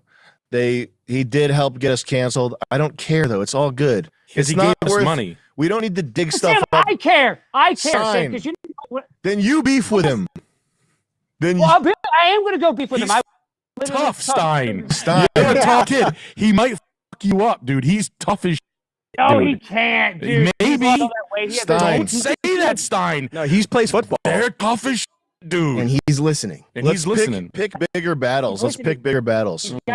He he's got those big fake teeth now, though. I mean, have you seen how terrible his teeth look? They look absolutely horrible, Sam. Have you seen his recent No, I haven't. career? I haven't seen. He's got Is he bad doing breath. it as a joke? No, I don't know. It's hard to tell if he's doing it as I'm a joke, sure but he's doing it as a joke. It doesn't matter though. It's all good. He's trolling you, Stein. Yeah, Stein, you're falling for AI. He's Stein. getting under his skin. Yeah, Those teeth. Pissing me off. He has some big chompers like that. It looks like shit. You know, it looks like shit. Okay, Sam, a lot of people critique Leah Thomas for being a transgender in women's sports, yet Google searches of women's swimming went up 1,000,000%, you know, compared to the year before. Are men good for are transgender men good for women's sports because now people actually care about it and talk about it? I think the people in the inside of women's sports, they have to do something with the marketing. But, you know, the negative attention, it's not necessarily. So kids, how do they market it more? Should play in a thong? I don't know. It's not my place to figure out. I mean, it could be my place. I could start playing. Relentless propaganda is effective. If you don't stop it, then what you want to achieve will be achieved no matter what. Let the girls play a little ball. That's what I think. Let them bounce a ball around. They have fun. Stein, did you see Lady Ballers? I did not see that. Oh, I was also going to tell you. Not good. I think Ben Shapiro should probably be in jail. Benny? Yes. I thought it was a pretty good movie. People tease my buddy Tim Pool. I will defend Tim because Tim and I are actually friends. But yeah, no, Ben Shapiro, he absolutely sucks. Okay, this is the last thing though. I know we got to let you go. You talk about not being too influential, and that is actually a real thing because you don't want to be this guy. You say one tweet and it causes all this stuff. But what do you think about the people that are influential? Charlie Kirk, a guy like what do you think about these people? Should we actually trust these politicians? Is Charlie Kirk influential? Kind of. Yeah, he is. I don't know who the fan. I mean, I have a hard time visualizing the fan bases well, I'm or the speaking at viewers. CLS, and I'm not saying this to debate you, but I'm speaking at CLS, and it's a 501c3, so it's a nonprofit organization, but they pay for nearly 5,000 students that are part of the organization to get a free trip, to go on 3 free trips a year. And it's a good thing for them. It's a good thing for his organization. So honestly, Sam, I'm not just saying this when it comes to college kids that aren't all whacked out, that are anti-abortion, that actually have like a brain in their fucking head. Turning Point USA is one of the best organizations. And I've spoken at 20, I think this last year I spoke at over 20 colleges. So you might not watch a lot of Charlie's content, but what he's actually doing for the actual, as gay as it might sound, the culture war. Is he a pro-Israel guy? Very pro-Israel. Then his culture war input doesn't matter. He's just a set of teeth. No, Sam. Then he's just a set of teeth to me. Then he's just a set of teeth to me. I don't care if he's wrong on the most important issue. Then he's just another set of teeth in a head that's too big. He's just a set of small teeth in a head that's too big. I don't know him. I haven't seen his stuff. I don't know. I love Charlie Kirk. You can't make fun of Charlie Kirk. That he has real fans. I don't believe that he's got love in the streets. I don't believe that anybody really knows his name. Say? Sam. All I know is he's got a big head and a small set of teeth. If he's a pro, if he believes that we should be at war with Iran, he's just a set of teeth to me, Stein. I don't know if he wants us to be at war with Iran. I think he actually has been critical of that person, but Charlie. Okay. But Charlie's a very devout Christian, and he really respects and he shares the Bible. I gotta cut these guys off. Big news. Wait, I gotta switch the fucking big news, guys.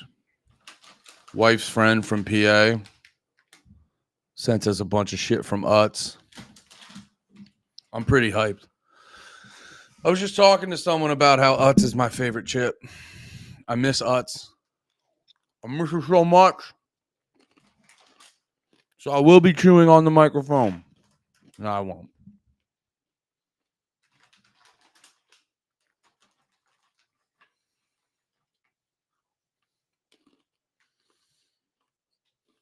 First Testament. He should change his name to Chunky Chicken. Wow. I don't think he's going to do that, but we love Charlie Kirk. We love Sam Hyde. Who's we? Is we just? Are you talking about the people on the screen right now, or just you? Me and the mouse in my pocket. Chunky Chicken. Me and watermelon. Okay. Links. These are fun. This was just the Minnesota suspect. Is that Gabe Newell? Yeah. They're breaking these guys out again. It's Gabe.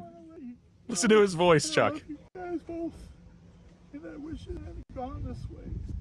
I don't want to say anything more. I had no idea Gabe sounded like that. Anyway, He's the pallbearer. because you guys don't know anything about this. I love you guys, and I'm sorry for all the trouble this has caused. He was a loving, caring guy. Papa Loved his John's. family, loved his friends. Better and creates better pizza. loved Are they God talking and- about Don? Yeah. Yeah, Papa John's Talking dead. about Papa John. He's like, he's got his dad's Camaro back where it belongs in his garage. Remember the sweating of John? Remember? Yeah. I've never in my yeah. life seen anybody that looked like that. What, when Papa John was sweating? When he was blown out. I don't know what happened to him, but it looked like he was suffering from an alien disease, off-world. Really? He was so sweaty, it's like shocking. Advertising firm got him in hot water. What bothers me is Colonel Sanders called black. I'm like, I've never said word. And they get away with it. It's that statement that eventually led to. That's one of the greatest statements ever said. Well, did he catch hell for that? They forced him to sell his own company? Yeah, they did. They were like, Great. you're going to give it to Shaq. Listen, John, you're out. Shaq, you're in. He's like, hell yeah, I've been waiting for this. Put me in, coach. And I remember Sanders, he sold KFC and he got like $5 million or something. And then they sold it again, whoever bought it from, for like $200 million a few years later. That's a little bit of I forget the parent company. It's called Yum Brands. Yum Brands. Yeah. It was, Yum. Yeah. The parent company for Pornhub and all that what's their Mind Geek. Yeah, Mind Geek. Wow. Or Mind, is it Mind Geek? Mind Geek. Yeah. A geek is a guy in a circus act that would off of animals and shit like that on stage. Like the freakish looking, that's a geek. And I'm sure it's got a bunch of different other meanings too. Really? Yep. Interesting. Oh, now it's ALO? Can't believe they're still in operation. ALO. Where's ALO located? It later launched Brazzers. With the popularity of Kimbo Slice, Brazzers really went. I want to read this from news. I just saw this on Reddit. I use Reddit now because I'm Fsler. No, I just saw this on Reddit from Newsweek. It says Republicans block vote to release Epstein files. Why would you do that? Seems like a really good thing to release. Republicans, you jerks, you dumbasses, you in the bed for Israel guys. How many of you do they have footage of banging a kid? How many? That should just, like, and I am going to yell a bunch based off the headline and nothing else. I will do that. No, I'll read the article. Like, I just don't know. I'm very curious why I'm even reading this headline. It's got to be, it's weird. It's like, hey, does a foreign country need billions of our dollars? Bipartisan, but all agree on both sides. And you're like, hey, should we release the stuff about should we release all the info the most prolific pedophile billionaire has? Should we do that? And they're like, shut the fuck up. Shut your fucking mouth, you piece of shit. Shut up. Fuck you. You know what I mean? All right, here we go. Republican lawmakers have blocked a move that could have forced President Donald Trump's administration to release the files on sex offender Jeffrey Epstein's death and investigation. Seems like a weird move. You know what I mean? That one seems like an easy one to do. All but one of the GOP members of the House Rules Committee voted against the Democratic amendment that would have allowed Congress to vote on whether the files should be made public. Oh, so there's all but one GOP member of the House Rules Committee voted against a Democratic amendment that would have, is it because they're Democrats, you fucking dorks? The amendment, which was first put forward by California Democratic Congressman Ro Khanna. Who's that? I've heard that name before. Ro Khanna. Sounds like a bad guy in a Schwarzenegger movie. I'm sorry if that was racist. She had a funny name. He has a funny name.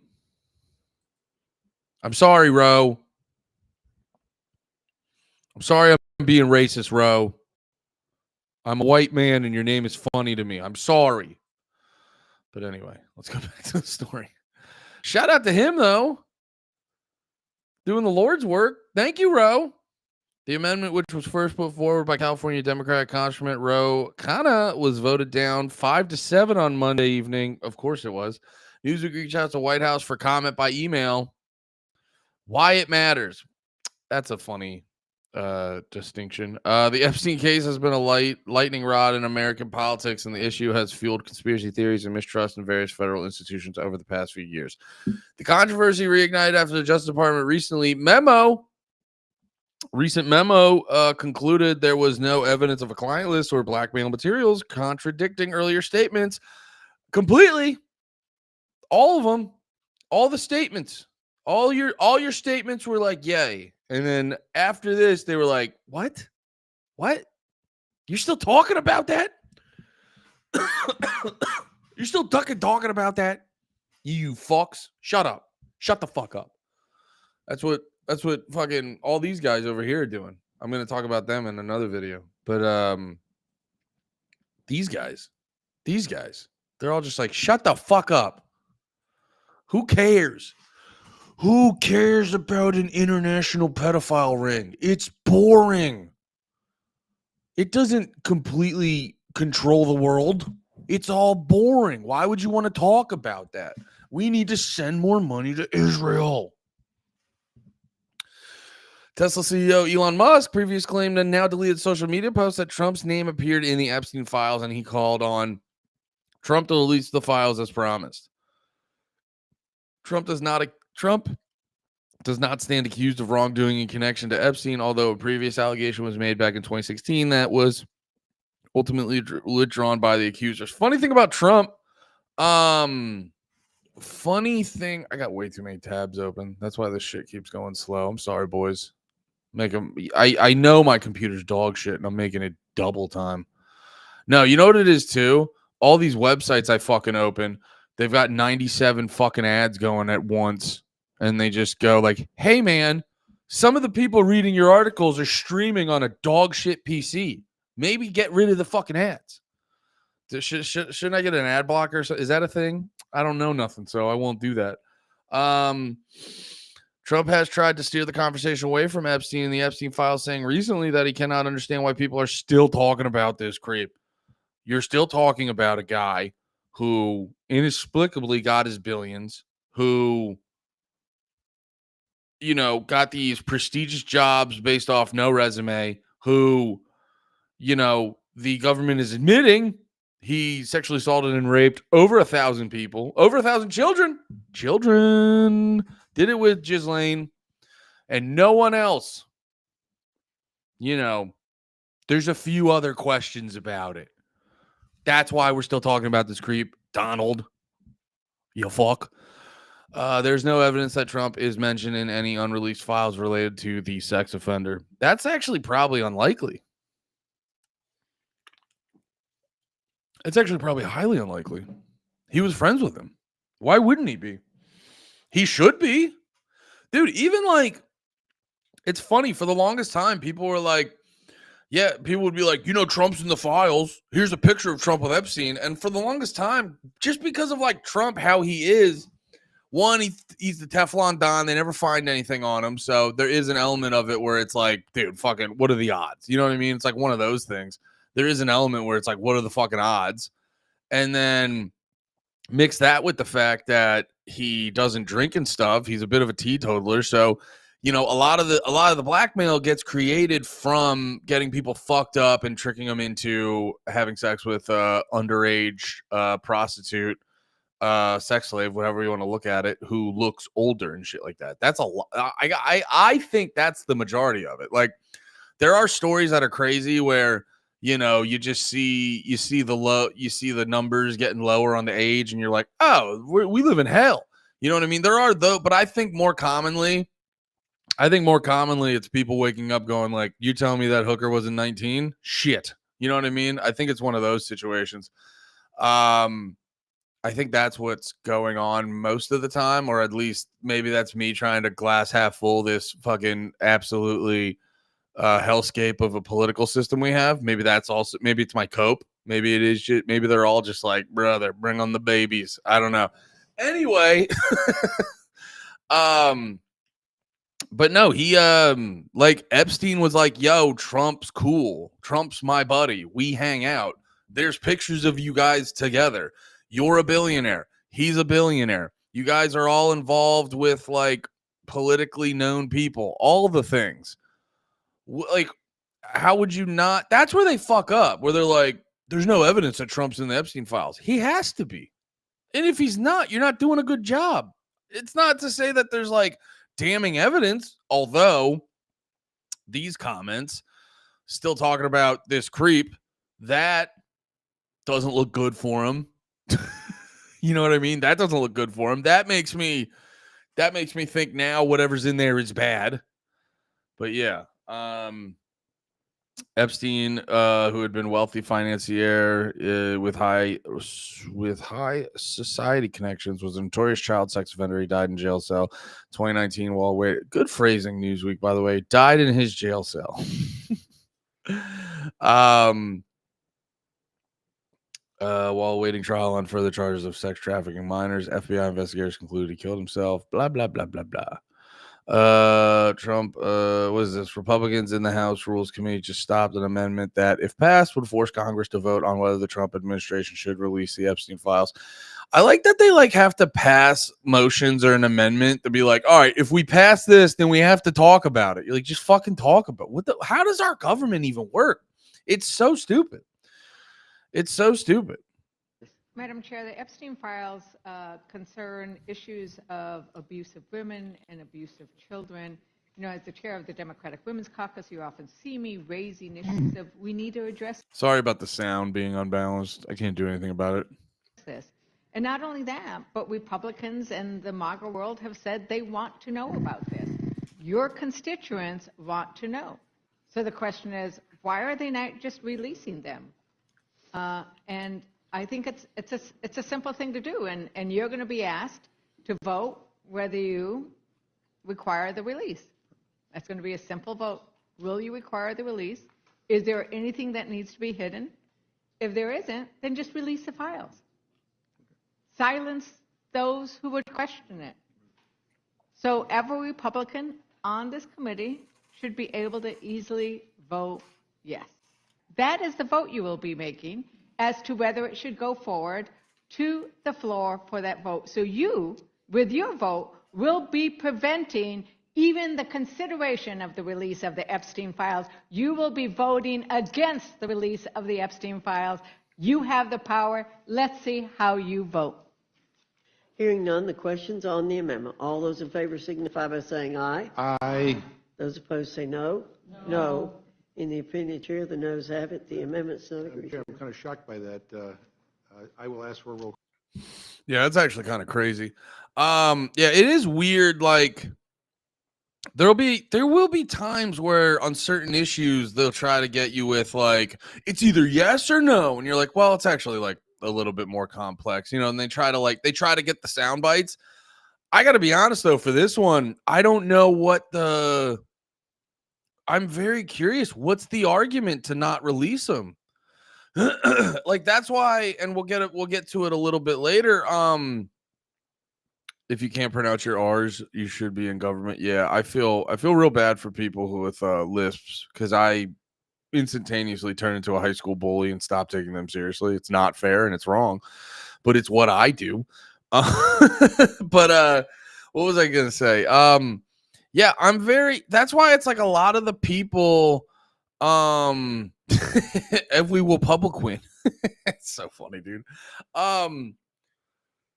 Excuse me. A lot of the people, like, I have the videos queued up for the next segment. Look at me. Segment. I'm so professional. I have a lot of videos queued up for like the next thing I want to talk about, where it is like the Charlie Kirks and Dinesh D'Souza, and like how Trump is going on about it. And I think Ben Shapiro has a similar take, where it's just like, can we move on? It's like there's no real argument to there's no real like, no one's really saying like we shouldn't talk about this. It's more just like, are you still? It's a move that dishonest people do. It's very dumb. They just go like, oh, you're so obsessed with that, and it's like that a lot of times is a tactic that really fucking annoys me in these conversations. Like whenever I talk about some of the trans stuff, and we don't have to like go deep into that. I've had a million conversations about that, but like you guys know my position where it's like, hey, you shouldn't be giving kids gender affirming care. And I respect all trans people's choice, and I've definitely followed a few on Instagram. I'm not a hater. I'm definitely pro in certain aspects. You know what I'm saying? Big fat titties. But like, I would like to throw it out there. Please don't get the surgery. It's not there yet. I don't know if it ever will be. For the sake of your genitals, please. Did you guys see the what was it? It was when Daffy Duck thinks he's like smoking a cigar and it's actually dynamite and his beak gets blown off. That's what happens. Anyway, but like you talk about that and then like they don't really have an argument, so they just go like, why are you so obsessed with this? And it's like, I don't know, we're talking about it. It's an issue. It's like I can't talk about things. You know what I mean? It's like just because you're talking about it, why do they throw stuff out like that. They've been doing it to actually Dave Smith was bringing it up a bunch in his last debate where it's like when they do the Israel conversation, it's a main tactic for people who don't want to have the actual conversation because they either don't care about the truth or they got like ulterior motives. I don't know what it is exactly. It's probably a little bit of both or one or the other half the time. But they were doing it to Dave Smith in that debate. Which I'll give props to Charlie Kirk. I normally don't fuck with Charlie Kirk on most shit because he seems like a shit stirrer, and he doesn't always seem to be promoting like a positive conversation or positive like debates and conversation. But I do gotta say he was a very good moderator during, because that Josh Hammer guy during Dave's debate was first off, like I thought at some point during the debate he was gonna like burp and then Trump's whole ball sack was gonna fall out of his mouth. Cause it was like, dude, I mean, I don't know if he's gonna be able to love you the way you want him to love him. It was weird. I'm not trying to be a dick. I'm not trying to misrepresent him, but the way he was talking about Trump and like some of his arguments were literally just like, how could you say mean stuff about Donald Trump? He's so fucking cool and he's literally the fucking best all the time. And you're like, are you stupid? You should be able to critique anyone you like when they're doing something fucked up. I do it for all my friends I love dearly. If they're fucking up, I call them out. You know what I'm saying? So it's like, why would you not be able to like his point was literally just like, do you know Dave Smith criticizes Donald Trump when he's not doing good, when he's doing bad shit? Can you believe that? And you're like, hey man, are you like trying to date Trump? Like, what is this? I'm not trying to like do bully tactics right now, but it was like fucking weird. And I'll give Charlie Kirk props. He was he was being a good moderator. But I got sidetracked. What was my point initially? Yeah, but it happened a bunch. It happens a bunch of Dave when he does the Israel debates. It happens a bunch when you talk about the trans stuff, and it's happening right now with the Epstein stuff. When they run out of, that's basically the sign. And it's why you got to kind of be a cunt if you actually like give a shit about this stuff. Because you got to get people on record and be like, no, say what you fucking think. And so when people start hitting you with like, why are you so fucking obsessed with this? Fuck you.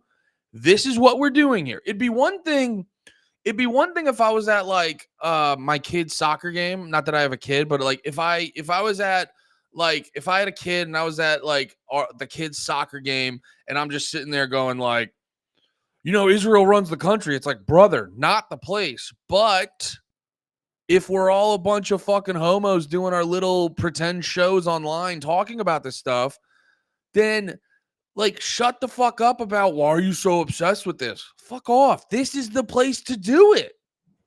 This is the place where we do this stuff, dumbass. I'm not going to the bank screaming about Epstein. I'm doing it on my very cool Twitch stream. It's where you do it. It's so funny. Like, I just remember the one time. That's why I'm rolling the dice streaming in the politics section of Twitch, because I what the fuck was it? I remember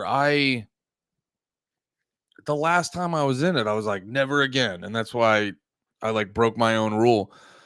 But I like broke my own rule because the last time I was in it, it was like someone hopped in my stream and they're like, why are you so obsessed with the trans thing? It's like, I'm doing a fucking Twitch stream in the politics section of Twitch. Where else are we going to talk about this stuff, you fucking weirdo? It's like, just at the end of the day, have a fucking argument or shut the fuck up. Because there's way too many people getting in the way that have ulterior motives and they're trying to play team sports for some fucking reason. It's like, there's the NFL, there's the NBA. You can go have a team that doesn't completely affect the rest of the world because your team's winning or losing. Yeah, it's psychotic. Oh yeah, here we go. The matter made its way into the political discourse as the House Rules Committee considered the issue after a failed attempt by the Democrats to force a vote in Congress on whether Epstein files should be made public. As one of the oldest standing committees in Congress, the group's key role concerns the flow of legislation to the House floor. Khanna's amendment was in effect a procedural measure that was tacked on to the Genius Act. You shouldn't be able to call something the Genius Act. That's crazy. Which related to digital assets such as cryptocurrency. If the amendment had been passed, it would have forced Attorney General Pam Bondi to publish the Epstein documents on publicly accessible websites. Once again, what about that? What about that is not beneficial? Here, I'm looking for a Republican. No, looks like that's it. Yeah. I got to be honest. Like I said before, there have been times where there'd be a certain issue and it would be kind of like, they do that at like the congressional hearings all the time. They'll be like, it's a simple yes or no answer. And you're like, it's actually not. It's actually a complex answer. So they do those ones a lot and those aren't fair. But in this situation, like, I got to be honest, I don't know what the argument is. To be like, this is not, I don't know what the argument is. I just don't. I'll stop repeating myself. But yeah, crazy shit over here. Crazy shit. Actually, look at this.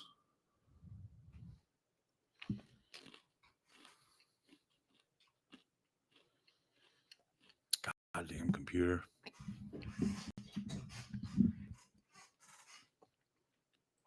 Let me I got too many things open. It's making my computer act like a fucking dickhead.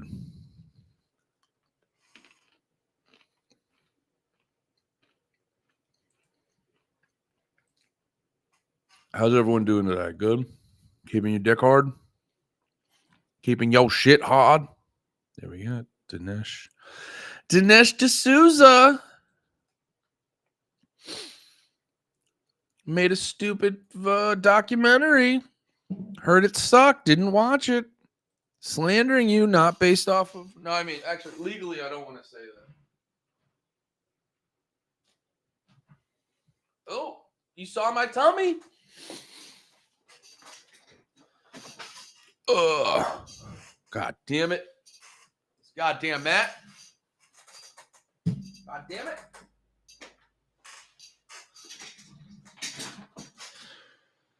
Big Red in the morning. Everyone loves it.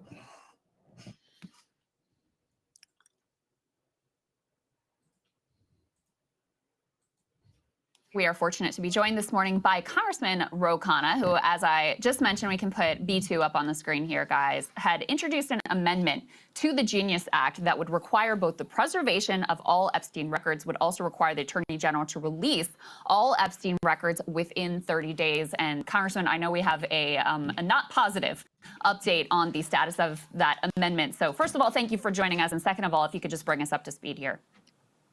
Sure. I introduced a pretty simple amendment. It would demand the full release of the Epstein files. The Rules Committee voted on it last night. Unfortunately, the amendment was defeated. All 4 Democrats voted for it. Ralph Norman, a Republican to his credit, voted for it. But 7 Republicans voted against it.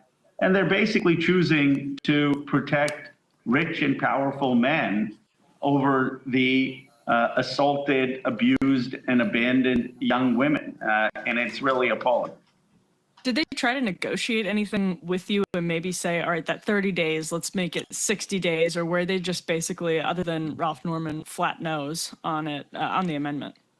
They were flat nose. I mean, they made the argument that, oh, it's not germane to the Genius Act. But if you look at the Genius Act, actually, it has such broad findings about the internet that it is germane because a lot of these crimes took place over the internet.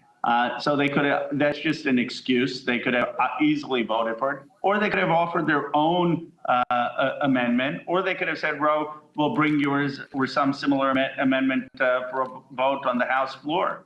But look, the reality is, and everyone knows this in this town, that these are people who are donors to politicians. These are people who play golf with the elite in Washington. And these are foreign leaders that we do not want to embarrass. These are people connected to our or other intelligence agencies that we do not want to take on. So there is a protection here going on of rich and powerful men. Congressman, one of the things that has been theorized based on a number of connections here is a potential link between Jeffrey Epstein and Mossad. Is that something that you think is a possibility? What is your view there? Well, look, no one knows, because that's exactly why we need the files released. I mean, the reality is, if frankly, if you're the Mossad, you would be calling for the release of these files unless you have something to hide. Why not? If you really believe that there is a conspiracy herein, this is not true, then release the files, release the interview memos, release the evidence. Now, I understand people say, well, look, DOJ policy is that you shouldn't release things unless you charge someone. And there's a lot of validity to having that policy. You don't want the government just destroying people's lives if they're innocent by having a media campaign. But in this case, given that the President of the United States campaigned on the release, given that the Attorney General said that there is a client list, given all of the allegations of agencies involved and foreign governments involved, the President should say, as a national security matter, as a matter of public interest, I'm making an exception and releasing all the files for sunlight on this. If Democrats retake the House of Representatives in the midterms, are there avenues that you can or plan to pursue in order to get further transparency from the federal government on this? Absolutely. Well, I'm going to pursue it now. I'm not going to rest. I'm going to pursue it in our oversight committee to see if we can get the files through the oversight committee. I think we need to have votes in committees, if not on the House floor. And you see with Ralph Norman, there will be some Republicans willing to join us. And certainly, if we take back the House, we should be subpoenaing these files, subpoenaing Pam Bondi, subpoenaing anyone involved. But the Democrats now should be pushing for the release of these files. And people say, well, why didn't you push earlier during Trump 1 or Biden? The reality is you didn't have an attorney general look at the evidence and say there is a client list. You didn't have a president of the United States say we're going to release it. And so there is now a public outcry. And regardless of how you felt about it in the past while the process was going on, now we should have a clear consensus that this should be released, whether under Trump or a Democrat, it just should come out. There are obvious connections between Bill Clinton and Jeffrey Epstein. He was on the plane I think 26, 27 times, something like that.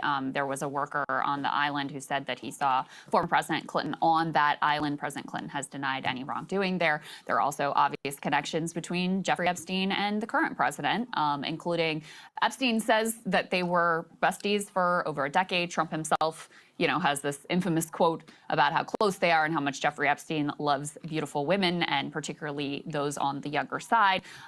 He himself was on the plane some 7 times, etc. Are your Democratic colleagues on board with full transparency here? Do you feel like there's sort of unanimity in the caucus, or do you have some people who are a little more uncomfortable about what potentially could be revealed, or just feel like, this isn't the fight to pick, this isn't the thing to focus on right now? I think initially they were saying this isn't the fight to take, and they thought, oh, this is, engaging in conspiracy theories.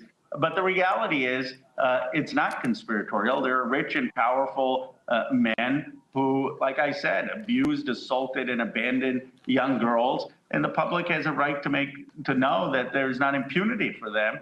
And now I think there is a greater consensus that the Democrats need to be on the side of a full release. The Rules Committee wouldn't have taken up my amendment if leadership and Jim McGovern didn't show leadership. So at this point, the Democrats are in full release. But what I think is important is we don't just make this a 1 or 2 day effort, that we are capable of relentlessly driving for the release of these files. Hey, if you like that video, hit the like button or leave a comment below. It really helps get the show to more people. And if you'd like to get the full show ad-free and in your inbox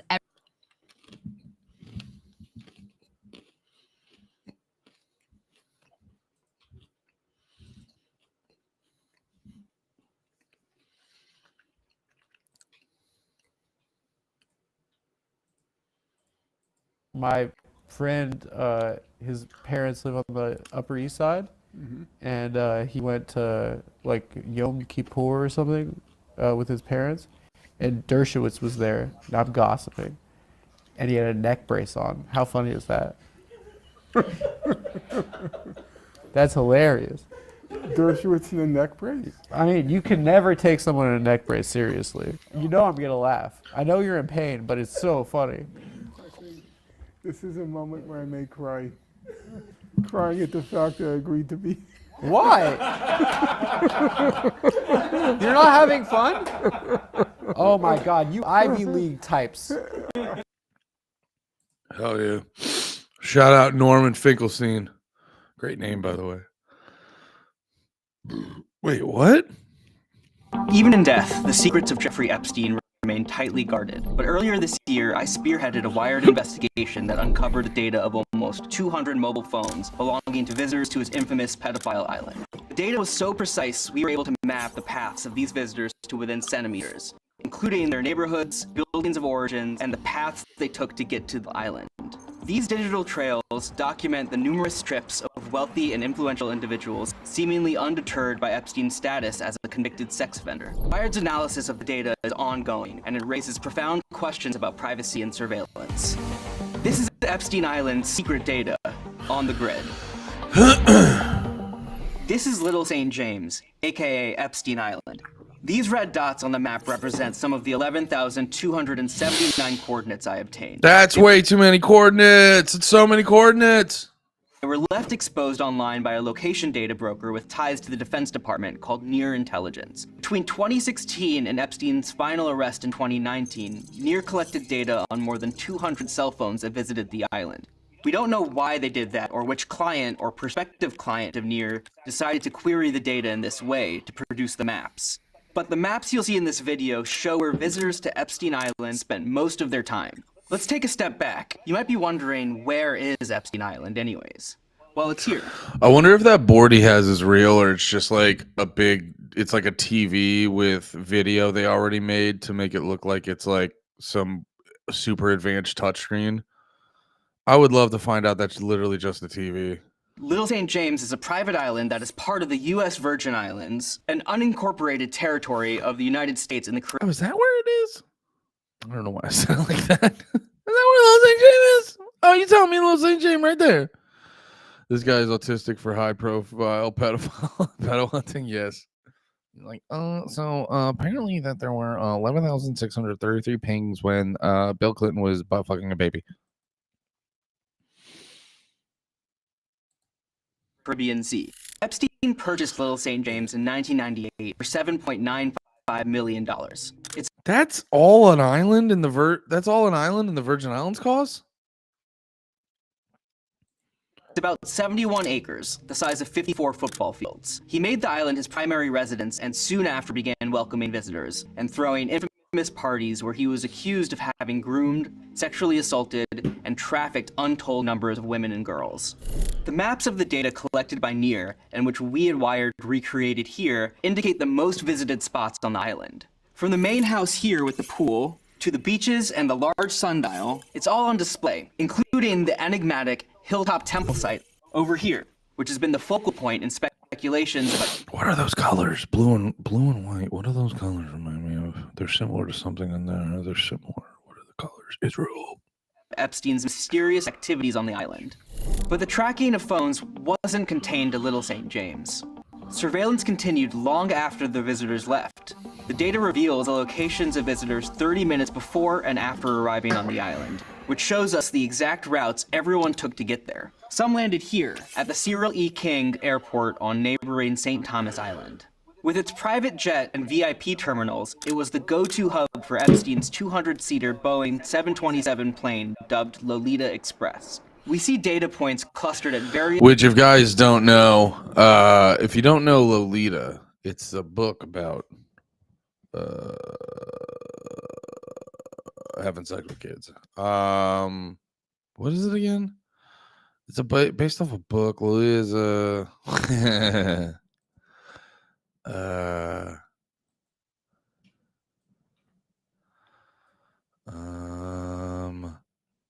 No, Wikipedia. I don't want to give you money ever. Lolita is a 1962 black comedy psychological drama film directed by Stanley Kubrick, based on the 1955 novel of the same name by Vladimir Nabokov. The black and white film follows a middle-aged literature lecturer who writes as Humbert and has hebephilia. He is sexually infatuated with young adolescent Dolores Hayes, who we call Delita. It stars. So yeah, basically it's a big time battle book. So naming your plane after that is crazy. Area beaches, hotels, and luxury resorts, including the Ritz-Carlton Hotel here. To get to Epstein's Island, many visitors got on a boat at a designated dock at the American Yacht Harbor, a private marina on St. Thomas co-owned by Epstein at the time. From there, we see a flow of movement through Great St. James Island, the larger island just to the north, which Epstein purchased in 2016 for $22 million. Dude, I gotta be honest, I didn't consider this being... I don't know, I feel a little silly now. What'd you say? I haven't seen the movie, but I read the book last year. Yeah, 911. I got one. Go get him. His name's Cellrat. The bitch was asking for it. How dare you, Cellrat? I feel a little silly for not thinking about this or not looking into it more, but like I didn't completely comprehend going to Epstein Islands was such a fucking to-do. It honestly makes it a little bit worse. You know what I mean? He had hoped to develop it, but was met with legal challenges after damaging the island's coral reefs and protected habitats. The data then traces visitors' movements as they are ferried to Epstein's private dock on Little St. James.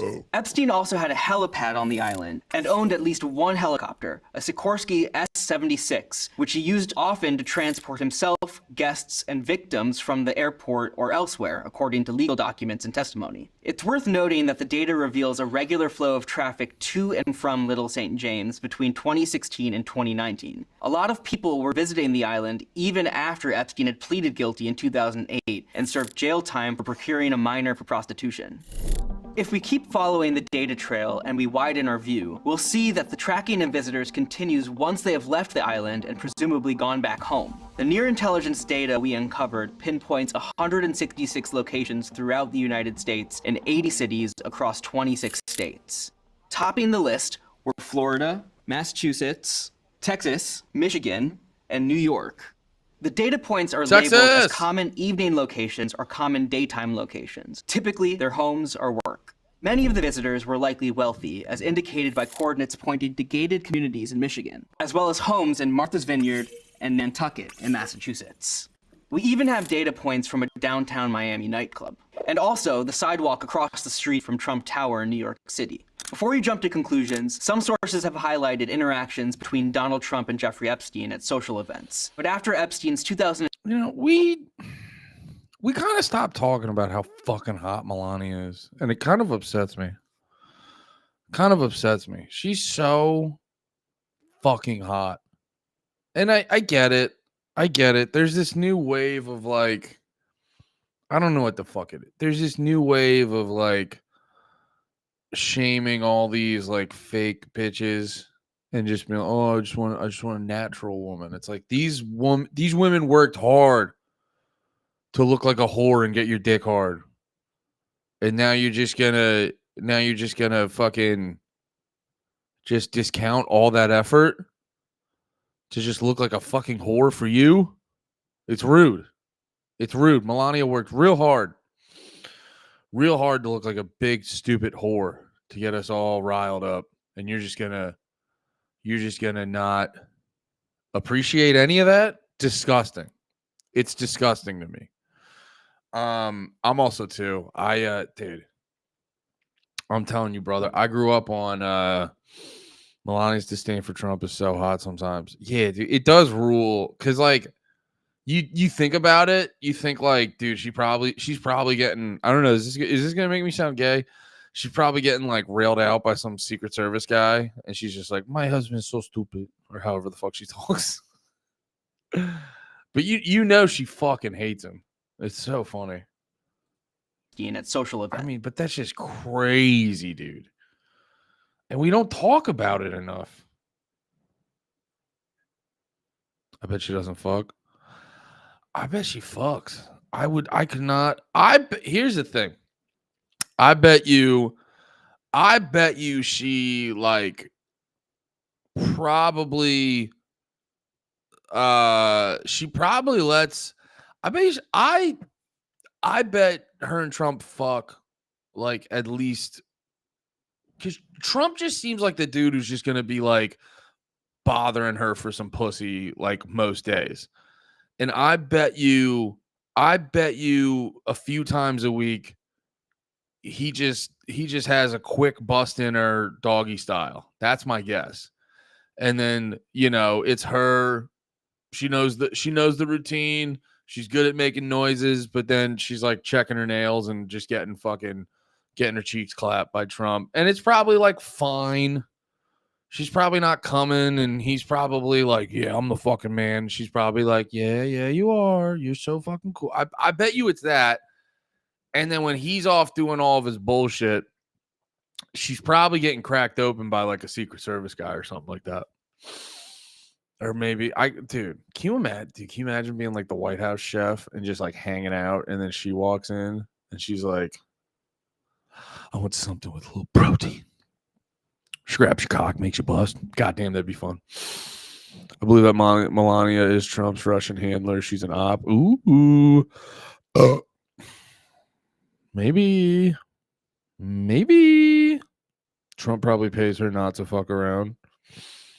I could see her. Maybe this is my bias. Maybe this is how I would act if I was Trump's hot, busty wife.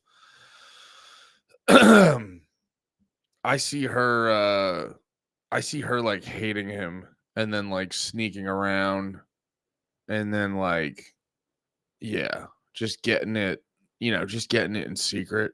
It's probably just something. It's probably like an unspoken thing between a few people, but I bet you it's not super well known. And is that your phone vibrating? I've checked my phone 5 times. What? No, I'm just getting updates from my crypto app. And I'm still gay. Hell yeah. But after Epstein's 2008 conviction, there are no verified reports of Trump maintaining a relationship with a convicted pedophile. Take a look at this point over here in New Mexico. This is a property that was owned by Epstein, a secluded 8,000-acre ranch. Another property of Epstein's is seen over here on El Brio Way in Palm Beach, Florida. This waterfront mansion was sold, demolished, and is now being rebuilt. But it was where prosecutors claimed Epstein trafficked numerous underage girls with the intention of molesting and abusing them. But we don't just see the coordinates of wealthy homes amongst the data. The median household income of Palm Beach is more than twice that of nearby communities where we also see data points. Some of these points could represent victims or employees who worked on the island, which is why we're careful about revealing names and continue to carefully analyze the data. If we zoom out more, we notice something strange. There are no data points anywhere in Europe. Does this mean it was strictly Americans visiting Jeffrey Epstein on his island? No. We do see data points from the cache identifying origin cities in Australia, the Cayman Islands, and way over here in Kyiv in Ukraine. We know that Epstein himself had a place in Paris. And we know from victim testimony and flight logs that his associate, Jean-Luc Brunel, owner of a modeling agency in Paris, did visit the island. So why don't we see these data points? One possibility could be Europe's extensive privacy laws. Considered the strongest privacy and security law in the world, the General Data Protection Regulation, GDPR, gives Europeans robust rights to their personal data, even outside of Europe. Under comparatively lax US privacy laws, Near Intelligence was able to source its location data for this precision surveillance. To explain how this data might have been collected in the first place, we need to talk about the world of digital advertising and data brokers. The reason you get a targeted ad displayed on an app or a website is because apps on your phone have been transmitting information about you to ad exchanges and real-time bidding platforms. That information often includes your location data. Data brokers like Near Intelligence extract, repackage, analyze, and sell the data from these ad platforms. In fact, according to internal company documents from 2019, Near Intelligence, which has roots in Singapore and Bengaluru, India, claimed to have information on around 1.6 billion people in 44 countries. They offer a platform for searching that allows their clients to query their vast dataset by drawing a box around a specific area like Little St. James. Near then provides insights about the devices it observed within the selected area. We don't know who or why someone searched Epstein Island, but the reports and maps they created were sitting unprotected and totally searchable as publicly accessible code. And that's where we found them. And those aren't the only Near Intelligence datasets that we found. Google's web crawlers were able to locate at least 2 other reports. One geofencing the Westfield Mall in the Netherlands, and another targeting a park in El Paso, Texas. This is data unrelated to our investigation about Epstein Island, but it shows how unsafe personal data can be. In some cases, it's just a Google search away. So pro tip, if you don't want your personal data swimming around in the murky waters of programmatic advertising, make sure you limit ad tracking on your phone, disable location services and third-party cookies, and use an ad blocker. So what happened to the island after Epstein reportedly committed suicide in a Manhattan federal jail while awaiting trial for sex trafficking? Well, in May of 2023, billionaire investor Stephen Dieckhoff purchased both Little St. James and Great St. James for $60 million. He's currently building a luxury resort on Little St. James that he says could open as early as 2025. Also, Ghislaine Maxwell, former British socialite and Epstein accomplice, was convicted in— Wait, what? services and third-party cookies, and use an ad blocker. So what happened to the island after Epstein reportedly committed suicide in a Manhattan federal jail while awaiting trial for sex trafficking? Well, in May of 2023, billionaire investor Stephen Dieckhoff purchased both Little St. James and Great St. James for $60 million. He's currently building a luxury resort on Little St. James that he says could open as early as 2025. That's not good. Also, Ghislaine Maxwell, former British socialite and Epstein accomplice, was convicted in 2021 on 5 counts, including sex trafficking of minors by force. Maxwell was arrested in Bradford, New Hampshire, tracked to a $1 million home by federal agents using location data pulled from her cell phone. I'm Dhruv Mehrotra. The Wired investigation into the secret data of Epstein's Island continues. I gotta give it to Wire. Good dude, fucking pedophile autist. Give it up to him. Yo, this is crazy. Shit, where'd it go? Fuck.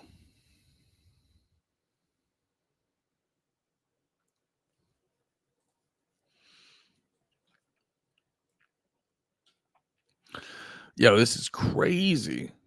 Oh, wait. It's not on the screen. Fuck. Fuck, shit, fuck. Make me big. Yeah, 60 mil for 2 islands. The price did go up though, because you saw they said originally it was like 7 million for the one island. You know what I mean? I don't think that other island's $53 million. Excuse me.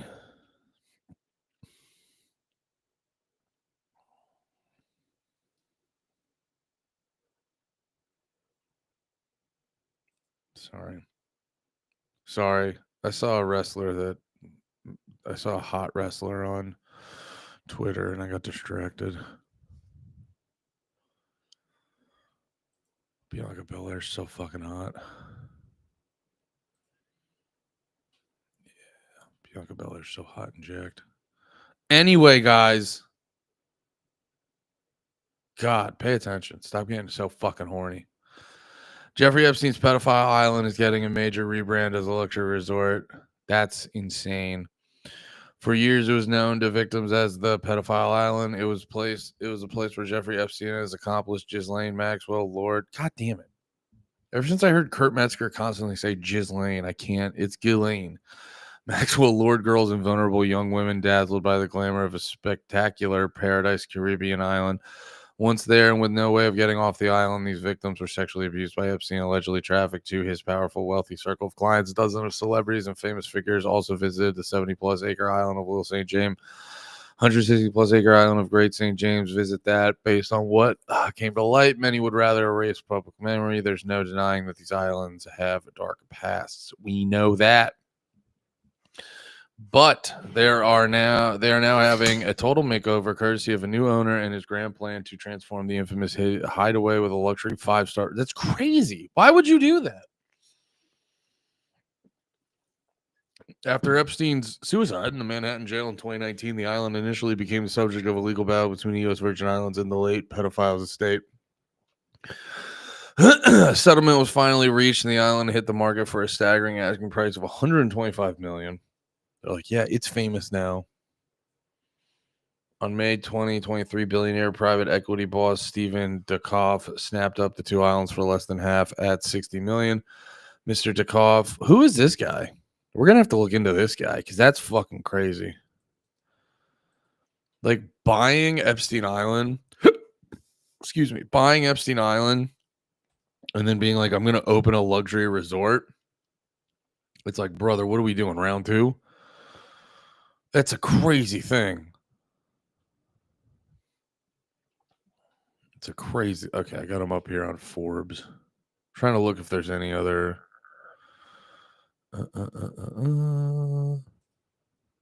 Here we go. Okay, I got some stuff. What do we got going on? Steven Dukoff, wiki bio, age, net worth, wife, house, son, job. It's a weird start to it. Okay. Steven Dukoff. He's one of the most reputable, admired, and known businessmen, entrepreneurs, and investors. Blah blah. You know what? I had a thing from Forbes. I don't know what the fuck wiki biography. This website does not seem. I don't like it. I don't like wiki biography. Let's go to Forbes. I don't know why I was doing that. Steven Dukoff founded Black Diamond Capital Management, which manages $10 billion in assets. Jesus. Dude, I'm a goddamn journalist right now. The way I'm fucking copy and pasting and then reading these articles, I'm a fucking journalist. This is crazy. Black Diamond Capital Management. It's just money manager? God, that'd be fun to be that rich. It'd be fun to be like that rich where you need a money manager where you're like, make this into more money, please. I've got some money. Can you make it a lot of money? Thank you. Leading asset manager of the firm's investment approach. God damn it. You fucks. The firm uses its industry knowledge and investment flexibility to develop strategies tailored for specific situations and opportunities. That's vague. Successful years 30, $11 billion. 100 plus employees worldwide, 4 complementary platforms. Overview. Black Diamond is a privately held alternative asset management firm specializing in high yield credit, stressed and distressed credit, restructurings, and business turnarounds. Strategies and platforms. Okay, so they're money management. Like I said, people go to them and they go, I have money, make it more money. Thank you. Manages $10 billion. Actually, it's 11 now. They're doing great. Forbes, prior to launching Black Diamond in 1995, Dekoff worked his way up at different firms, becoming senior vice president of Kidder.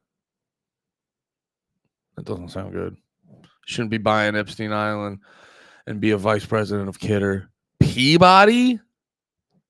That's close, brother.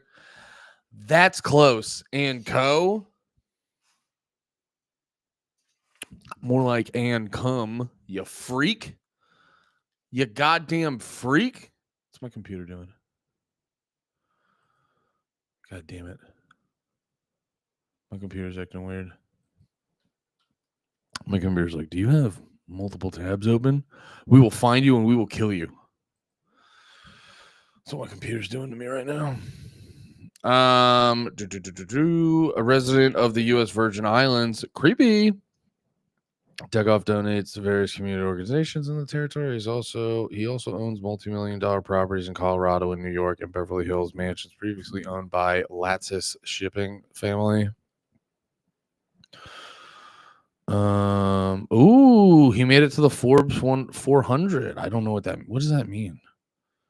He's the top. He's the 1,305th billionaire. Self-made score, source of wealth, private equity, Virgin Islands. Okay, so he's over there. Wonder if he looked at that land as like, this is just a goddamn steal.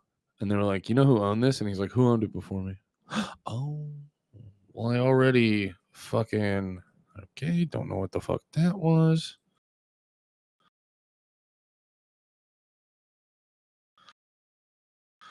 I'm getting hacked. I like it if the Independent didn't send my yeah, stream's acting really fucking gay. I apologize, boys.